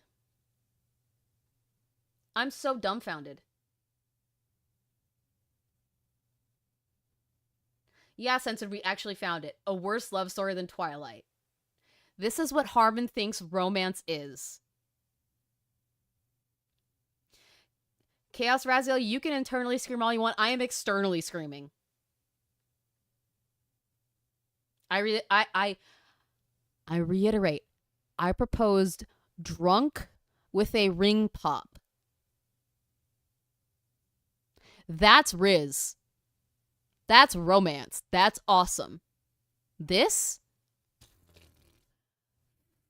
Fuck me running. You're getting married, Persephone screeched over the phone. American held the phone away from him. Her voice was way too loud. Yeah, I asked her last night, he said. Oh, I'm so happy for you, Persephone gushed. I mean, I thought the two of you would get married because you were always together, but I never thought it would happen so soon, so suddenly. Yeah, it was really sudden, American admitted. It's just kind of felt right in the moment, you know? Oh, we'll have to fly Soil to LA to buy her dress, Persephone gushed. I love Indiana, but it's not a place for a wedding. You should all come out. I'll invite some of my celebrity friends, and Solia wants to keep it quiet, American said, cutting her off. We're probably not even going to have a formal wedding. What? Why? It's not what we want. It's not what Soliel wants, you mean, Persephone grumbled. American wondered how she had known. Look, I'm going to talk to her about this and see if she changes her mind. She hung up and without saying goodbye. American placed the phone on his leg and cast a glance at Soliel. She's more excited than you are. I told you she would be, Soliel said. Her own phone went off and she clicked it open. Hello, American called her. Persephone could hear Persephone speaking angrily from the phone.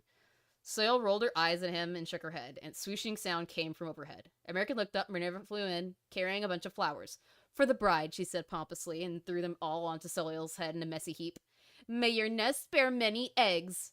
We're not owls, Minerva, American told her, exasperated. I can see why you're still single. And you think this is what gets you fucking laid?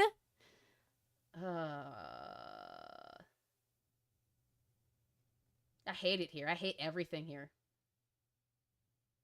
I hate it. I hate it. I hate it and I wanna die. Minerva ruffled her feathers. There are many fishes in the sea, but no owls in the sky, Minerva said, especially in this line of work. The owls works me too late to meet anyone. Don't owls go out at night?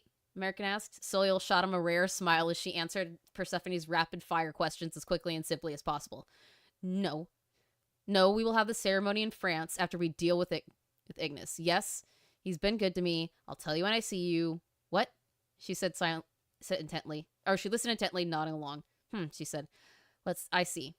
Oh, you want to have something very quiet, but you want to do it in fucking France. Where in France, Harman? Where in France, pray tell, are they going to have their wedding? Is it going to be Paris? Oui, c'est bon. Merci beaucoup. Stupid American.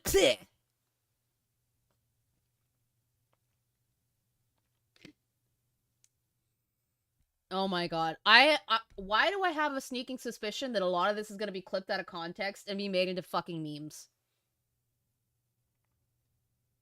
Why do I have a sneaking suspicion that that's what's going to happen? I mean, fucking Radar was in here earlier. I wouldn't be surprised. What did she want? She said, I see. We'll see you soon, I expect. Goodbye. She hung up the phone. What did she want? She just wanted to congratulate us, she told him, and asked me what our plans were. But we don't have plans. Not yet, Soliel said. But my family's in France, so that's what I want. She turned a little bit pink. We'll go after we get settled in Ignis, America told her. She smiled at him warmly. It's a clever idea, she said. The Ignis primarily target families. They wouldn't expect Dono to be targeting them back. I'll try to be a good husband, said. You don't know what being a good husband is. Oh, I was talking about memes in the Salt community and how that shit is probably gonna be, like, everywhere. Because I'm pulling a Minxie and going fucking ape shit on stream.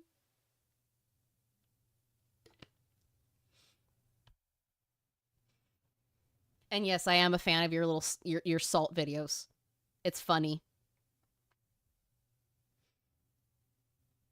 So, Soliel is actually another name for sun, or another word for sun, or light. And I'll try to be a good wife, Soliel said.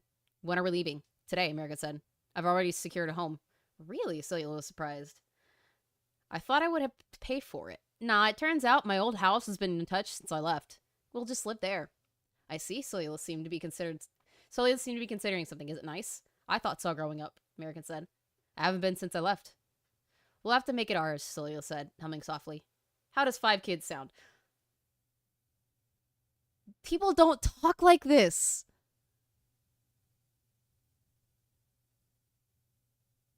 People don't talk like this, Harman. Especially not couples.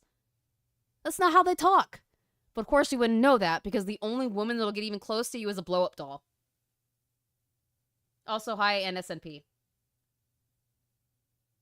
Your hand doesn't even want you. Your hand doesn't even want you. How would you know? Why am I surprised? I'm not surprised. I shouldn't be surprised.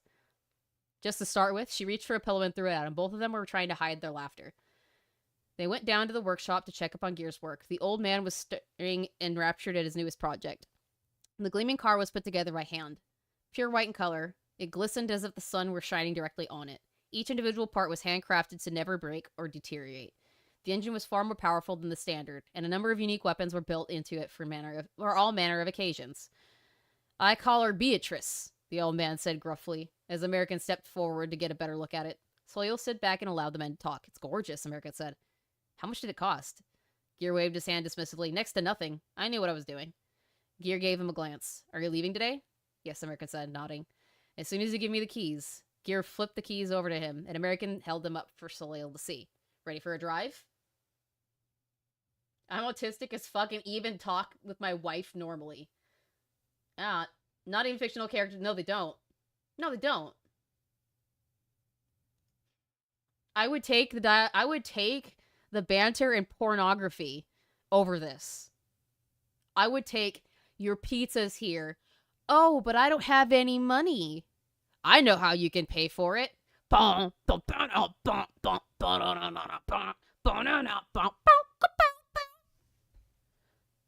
There you go. There is your classic pornography dialogue that I would take over this. She nodded, stepping forward and entered the passenger side of the car. She looked around at the buttons and knobs. Buttons and knobs, Harman. Buttons and knobs. Plural. And then leaned back in her chair. Doesn't appreciate much good machina, that one.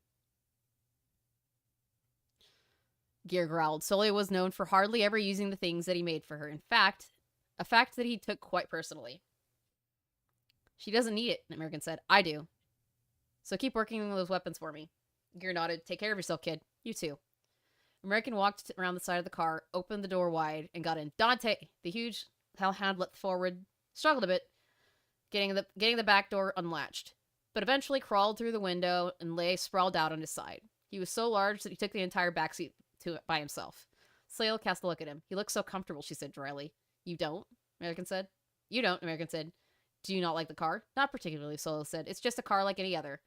They pulled out of the garage and into the street. Soleil stared out of the window as American spun the wheel around and took off. Soleil sat, her fist pressed against her cheek as American drove the car out of the city limits. How far till we reach Ignis? Probably a couple of hours, American told her. Soleil was notorious for disliking small talk.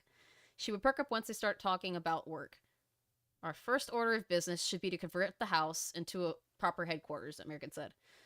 We need to up our security measures and secure a pathway for Minerva to come and go as she pleases. Soleil nodded. Neither of us are particularly good at magic. I think we should focus on building up our natural defenses first. I think I should handle that, American said. But I need you to be vigilant while I'm working. Of course, Soleil said. That's not the right punctuation. Give her an Oscar. Yeah. I should get a fucking Oscar for that. I deserve it. I deserve it for this fucking pain. I'm not the one of course, Soleil said. As long as I'm present, there will be nothing to fear. I'm not the one at risk, American told her. We need to consider what the needs of the people around us. We are not sure how much of the town was controlled by the Ignis, Soleil reminded him. It's very possible that all of our neighbors may be intricately involved in the cult. My parents weren't. You don't know that for certain, Soleil said. American shot her a dark look. No, I mean it. She continued, doubling down. You were young. You weren't aware of what problems they had or what they were doing in their personal lives. My parents were good people. They put you in danger by choosing to live in Ignis, Soleil said bluntly. It is vital that you understand this. Your parents are no different than others who chose to live there. American turned back to the road. His mind was processing the information in his head. She wasn't wrong. Does that make them bad people, though? He asked. People aren't always responsible for what happens around them. People do the best they can, regardless of their circumstances. He gripped the steering wheel. Ride to Hell Retribution was a better written work. Yep. Needs of the many versus needs of the few. Star Trek called. Yeah, he's just co-opting shit and writing it worse. If they hadn't been killed, I might still be living there now. Soil cast him a cool glance. Yes, she said softly. There is some wisdom to that, but we cannot compromise the operation to save every person who may or may not support the cult. We must accept the fact that innocent people may become caught in the crossfire, American sighed. This isn't going to be easy, he admitted, but it must be done. They talked a bit with their plan about their plans and rolled along, or as they rolled along. The developed streets of Indianapolis turned into lonely, isolated roads. Highways were surrounded on either side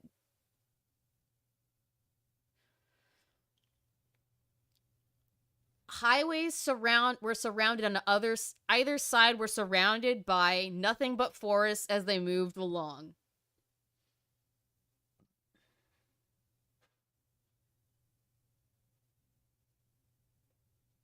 I hate it here. Innis is located in the heart of Indiana, Soliel told him as he drove. It's often isolated, secluded communities who chose to allow these kinds of cults to take shape. The government itself goes to great lengths to discourage it. They turned onto a road and rolled along. American had to stop himself from staring. The area was starting to look familiar. They drove along the roads in silence. I suppose I need to think of this problem as our problem, Soliel said quietly, and perhaps you need to consider MRSU your problem. That's true, American acknowledged. What do I need to know? My mother can explain it to you better than I ever could, Soliel said. I've written her a letter explaining everything. She's planning your history lessons now. Great! American, for the briefest of moments, almost felt himself feeling like a kid again. Who? You actually no. I take that back. That was actually a correct use of whose. I know I've missed an hour, but how much of the novel did I miss? We're on page 93 of 445. That's how much you've missed. If you want to hear the other stuff, go to the last stream on, I think it was on Sunday? It was on Saturday or Sunday that I streamed reading this previously. We're here. Wait, hold on. Yeah, no, that's where we're at. Soyla stepped around and surveyed the surrounding area with a critical eye. Most would likely chalk up her criticizing gaze as being typical French snobbiness, but American knew better. She was evaluating potential security risks. It almost seems to me like this house is already protected, she said at last. See here, the edge of the property, she pointed. And American followed her finger. There was a pretty noticeable difference in size of the trees in their backyard versus that of her neighbors. Theirs looked fully grown and healthy, while the neighbors looked as if they had only just been planted. Fire, Soliel breathed. I would bet my life on it. These houses were torched regularly, perhaps as much as every 10 years' end. Her gaze ran down the street. There was a house some distance away with even smaller trees than that, she said. Am I correct in assuming that was Sinistra's house? Well, it was a new building, but it was the same property. Soliel nodded, the wheels turning in her head. So she's protecting your house and torching her own, she mused. Interesting. I'm surprised that no one has torched it, American replied. It's not like she was the only witch in the area. Why don't you show me the house? Soliel suggested as she took his arm. We need to have an idea of what we're dealing with here. The key was right where he had left it 7 years ago, under a potted plant that should have long ago withered away. He stared at it. It was green and healthy. It looked just the same as it had when he left. Someone's taking care of the plants, American said. No, Soliel said quietly. I've heard stories of this. Plants in the city grow rapidly and never seem to wither away, unless burned. American stepped forward and raised the key to the door. We won't need that, Soliel said as he opened the door with the key. We'll have gear come by and install locks that can only unlock for us. American nodded and placed the used key on the table as they stepped inside. It was just how he remembered it. A layer of dust covered every photograph, every bit of furniture, every countertop. He couldn't explain why, but his eyes began to fill up with tears. Oh, now you can say his eyes filled up with tears. Oh, now you can.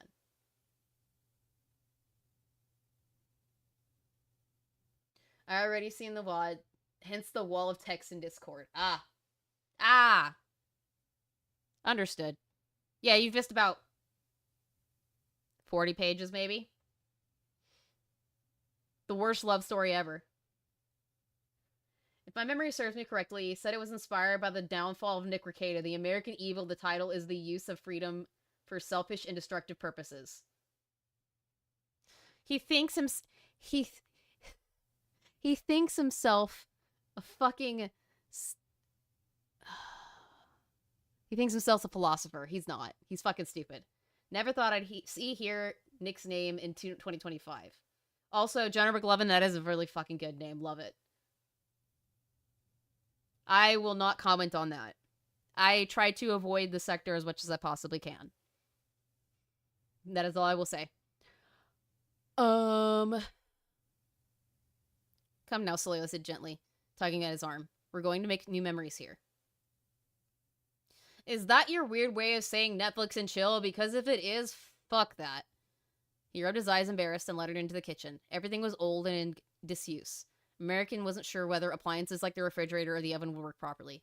There's only one way to find out, Solio said. We'll have to use them. We'll have to get the power back on first, American said as he flipped the switch. The lights failed to switch on. I guess the bill hasn't been paid in a decade. I mean, 7 years. 7 years is not a decade. Completely different numbers.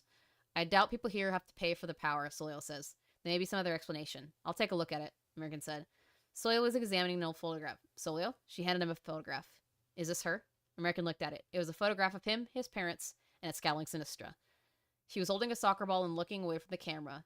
She had always hated having her photo taken, but he remembered that day well. The instant the shutter went off, she had turned back to him and smiled. It is, he said. That's Sinistra. Those streaks in her hair. Solio traced her fingers across the red line that Sinistra had dyed in her black hair. Those are Ignis colors. She was already training to be a witch when this was taken. American stared at it. It was hard to believe, impossible for him to believe, that she had already been planning to become a witch that day. Calm yourself, Solio said sharply. We must learn everything we can about our enemy. She wrapped the photo with her finger. What can you tell me about the day this was taken? American stared at it. He told the story tonelessly, without emotion. They had had a big soccer game with another team. Sinistra had almost not been able to go due to a family emergency. His parents had offered to take her in their place. She had been so upset that she hadn't been playing very well, but she had pulled through for the team in the end. Her parents, Solio wondered aloud when he had finished. What were they like? They were cruel to her, American admitted, but she didn't talk about it. Solio stared at the photo and set it on the table. They spent their afternoon tending to their tasks. American focused on getting the power back on and checking all of their appliances, while Solio spent her time reorganizing the office space. Everything that was no use to them was set aside. Solio told him that he would have to go through everything later to make sure that nothing valuable would be disposed of by accident. By the end of the night, piles of boxes lay outside in the hall. Solio had cleared the way for what she called her investigation room. She placed a photograph of Sinistra on the desk and nodded to herself. That will do for now, she said. American yawned. Everything looks fine, he said. I think we'll need to check the pipes and the wiring. Make sure that nothing's fallen into disrepair. It might take a couple of weeks to make this place properly habitable. I'll leave all that to you, Solio said. Until then, I suppose we have to make camp. American grinned. You want to sleep in a tent? Solio founded him. We have shelter, but we'll need food and water. Power we can do without entirely. They spoke at length about their immediate plans for the rest of the evening. I'm going to head out, American looked up to see Solio freshly dressed in a bright yellow sundress. What is this fascination with that shit? What for? Surveillance, came the curt reply. I haven't had the chance to have a look around the community yet, American nodded. That's true, he acknowledged. I need to get this done. He indicated the water pipe that had broken open when they tried to turn the water on earlier in the day. I'll hold down the fort while you do what you have to do. Solio felt her heart sore. Thank you, she said. I'll be back before dark. She donned a large brimmed hat that covered her entire head, slipped on her sandals, and off she went. First thing she noticed when she had arrived in Ignis was the climate. It was relatively warm here year-round. It was not unusual for the entire state to be shut down due to the snowstorms or the like, but the climate in Ignis was always the same, warm, pleasant, and inviting. Solio could see immediately why this town would be appealing to young couples. It felt almost like a vacation spot farther south. Hello, a voice called out to her as she stepped out into the sidewalk. Solio stopped. She raised her hand to her hat to adjust it, as the woman who had approached her walked towards her. I was wondering who that car belonged to, she said, beaming as she stepped up to her. I'm Melanie. She held her hand out and Solio took it. Melanie smiled, but Solio could see that she was a little bit on guard. Solio said curtly. Blade. She flushed, shaking her head. Excuse me, Freeman. I've only recently gotten married. The woman beamed at her. Oh, congratulations, she said. Not a lot of girls get married at your age these days. They tend to want to run wild. Oh, so you're calling them whores. You're calling them whores. I'm not surprised. I try not to be like most girls, Solio said dryly, and Melanie laughed. Is your husband home? This house has some problems with the pipes and the wiring. He's working on that now. Also, the big stage massacre near the beginning of the novel was... Yeah, I know. He's using a lot of Berserk references here. He had a video which he explains the particular part of Berserk inspired him, but he generally fails to understand the point of the themes going on, besides betrayal. Yeah, I know, he's fucking stupid. Somehow a worse love story than Jaws. The story of love between a shark and a tasty humans. Bruce was a true gentle shark. Bruce was misunderstood. Melody! Fun fact, in the original Jaws novel, there was a subplot involving the Mafia forcing Amity Beach to still be open. This was left out of the film. There's the misogyny. Yep. Misogyny. Misogyny. My, Melody clicked your tongue. That house has been empty for a long time. I always thought it must have fallen into some sort of disrepair. Well, if you need anything, be sure to let me know. That's very kind of you, Solio said. She bid a goodbye and walked down the street. She took notice of a rather depressed little girl sitting on the side of the road and an old woman watching her from the porch. You, Solio glanced back at the old woman. That house belongs to the Freeman family, the woman rasped. Are you? I married their son, Solio informed her. The woman glared at her. He came back, she snarled. After he killed the poor police officer in cold blood. Please don't speak ill of my husband, Solio said coldly. The woman looked taken aback for a second, before angrily berating her. Solio was already walking away, the words not truly registering. She made one last stop before walking into the city proper. She got a better look at Sinistra's old house. It had been very recently burned again, but construction had already begun in its replacement. She wondered why they even bothered, and hoped dearly that the family that had been living there was all right. They're not.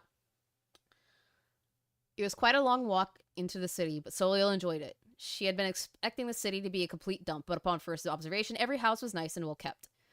She saw plenty of people milling around about on their property and on the road, and some tried to talk to her. On the surface, it looked like a picturesque Midwestern town. She knew better than to be fooled, though. If Ignis was only openly hostile, it was an openly hostile place, people would never want to live there. She was certain that among the smiling faces and pleasant homes were worshippers of Ignis. Doubtless they were always on the hunt for new prey. Being a young, attractive woman, Solio knew that she would be a prime target for these sorts of sacrifices. It was best to stay on her guard. The residential district gave way to the main street. She stepped forward cautiously, noting the change in atmosphere. Small shops and businesses stood abandoned on both sides of the road, and the streets themselves were empty. Solio knew immediately. She had just stepped right into their territory. You don't belong here. Solio did not turn around. A filthy-looking man was standing some distance away staring at her. Leave now, he rasped, as he raised a trembling finger. If you know what's good for you. Solio closed her eyes. I could say the same for you, sir, she said. What do you know of the evil that lurks here? The man was still there. She could sense him, but he did not answer her. She turned to face him, intent on getting answers, only to find that there was no one. No one there. Leave. The man's voice in her left ear, in a whisper, and then he was gone. He had been a ghost. Some strong emotion that had kept him tied to this place. To him, it had been his dearest wish to spend eternity warning others not to befall his fate. Solio felt a strange, melancholic pity. Oh, you're so deep! Rest in peace, Solio murmured, clasping her hands together as she prayed for him quietly and passionately. But she was aware enough of her surroundings to tell that she was being watched. 20. She's 20 right now. And she's a little bit older. She's 20 right now. We first met her when she was 13. Then she was 17. Now she's 20. What are you doing? It was a girl, perhaps 3 or 4 years younger than herself, with bright pink hair. She pursed her lips and blew a large pink bubble from the gum in her mouth. Praying, Solio said. Someone died here. The girl tilted her head. The bubble popped. We all have to die sometime, she said. I don't see why you care. Was he your boyfriend or something? Solio did not answer. She continued to pray silently, her lips moving the words in her heart. The girl frowned. It's not polite to ignore someone when she's talking to you, you know. Slowly could see the girl would not be deterred. She opened her eyes and turned towards her. And you are? The arrow blew another bubble. It let out another loud pop. Ignis Candy Pop. Your voice is probably terrible. The names you choose, Harman, suck. They suck. They suck. She said, a pleasure. You're a witch, Solio stated. Not at all surprised. That's right, Candy Pop said, sounding somewhat pleased. You're not scared of me, I can tell. I like that. She adjusted the round things on the side of her head, and Solio suddenly realized they were headphones. Oh, I hate this song, she complained. Solio contemplated what to do. It was probably unwise to step into the den of the enemy and draw blood. For now, they would just talk. You're not frightened of me either. Oh, you wouldn't do you won't do shit, Candy Pop said. Language, Solio thought to herself. irritably. You're in danger, you know. I gathered as much, Solio said dryly. How many of you are in the area? There's only one me, the girl said, grinning cheerfully. Solio turned away from her. I suppose you know nothing after all, she said quietly, as if more to herself than to her. You must only be an acolyte. Candy Pop's eyes bulged. Her long pink hair billowed back behind her as her rather youthful face twisted and contorted into a sinister parody of itself. Gnarled and scarred, she bared her fangs and raised a single knife high above her head. Solio spun around so fast and hit her so hard that she didn't even have time to react. The witch let out a cry as she slammed into the concrete. Her skull split open at the crack. Solio raised her foot and stepped on her, her toes digging into her neck. Move and I'll snap your head off, Solio said. Her voice was quiet, but it was firm. The creature managed to gargle out a reply. Who? I'm Solio Freeman, she said coldly. Tell me everything you know about your coven. Ignis Candy Pop shut her mouth. Solio stared down at her. A quiet one, are you? She asked coldly. How about freeze? Solio did not look up. A female police officer had come onto the scene, weapon drawn. Well, Solio asked the girl under her foot. Spit it out now or things are going to get ugly. I said freeze. The officer advanced, her weapon raised. Solio cast her glance. Get down on your knees and place your hands on your head. She attacked me first, Solio explained quietly. I was defending myself. Down. Solio looked back at the witch underfoot. She was smiling. Doubtless she felt that Solio would be forced to back down. She attacked me, officer, Candy Pop whined. Without cause. She's a witch, Solio said properly. Under federal law, I am permitted to. The officer fired a shot. Solio stood tall and the bullet came towards her, and then, just as suddenly, darted to the side and away from her. Solio glowered at the officer. Don't make me hurt you, Solio said quietly. The woman stared at her intently and then adjusted the radio on her neck. Request reinforcements, over. She turned back to face her and gave her a hard look. She placed the gun back in its holster and took out a fighting stance. Believe me, Solio said, you're going to regret this. The girl charged at her, fist raised. That's very fucking stupid. Solio could tell immediately that she had been trained very well. Her movements were quick, her form was perfect, and she could sense her aura flaring. The officer would be a massive threat to any normal person she encountered on the street. Solio was not a normal person. Solio brought her fist up, almost lazily, and caught the girl mid-swing. Blood spurted out of her nose as she reeled back, stepping back several feet to try and regain her balance. You should have said stumbling several feet backward to regain her balance. You can't write shit for shit. Solio's foot was still firmly planted on Candy Pop's neck. The girl staggered, then glared at Solio through red eyes. It's a crime to strike an officer. This town doesn't truly have crime, Solio said, other than inconveniencing Ignis and their followers. The woman took a deep breath and retook her fighting stance. Who are you? She demanded. How do you know these things? I'm Solio Freeman, she said. The officer started back and forth, watching her intently, desperate to find some sort of opening. Solio didn't budge. The officer, clearly sensing she was outmatched, didn't try and move again. Just wait. There are plenty of people on the force stronger than me, she snarled. There would have to be, to keep this town in line, Solio said as she'd pressed her foot deeper into Candy Pop's neck. The girl whimpered. The instant that someone stands up to the Ignis, you come running. It's disgusting. The girl stared her down. The Ignis protect us from the government. And you allow them to pillage the people, Solio snapped. The cattle are worthless, the girl said, disgust clear in her voice. They chose to come here in droves, hoping to leech off this little piece of paradise. Solio frowned. She waved her hand at the derelict, unkept buildings. You call this paradise? The girl reached for her back and pulled out a baton. She twirled it around in her hand as she surveyed her opponent. Solio could hear the police sirens approaching.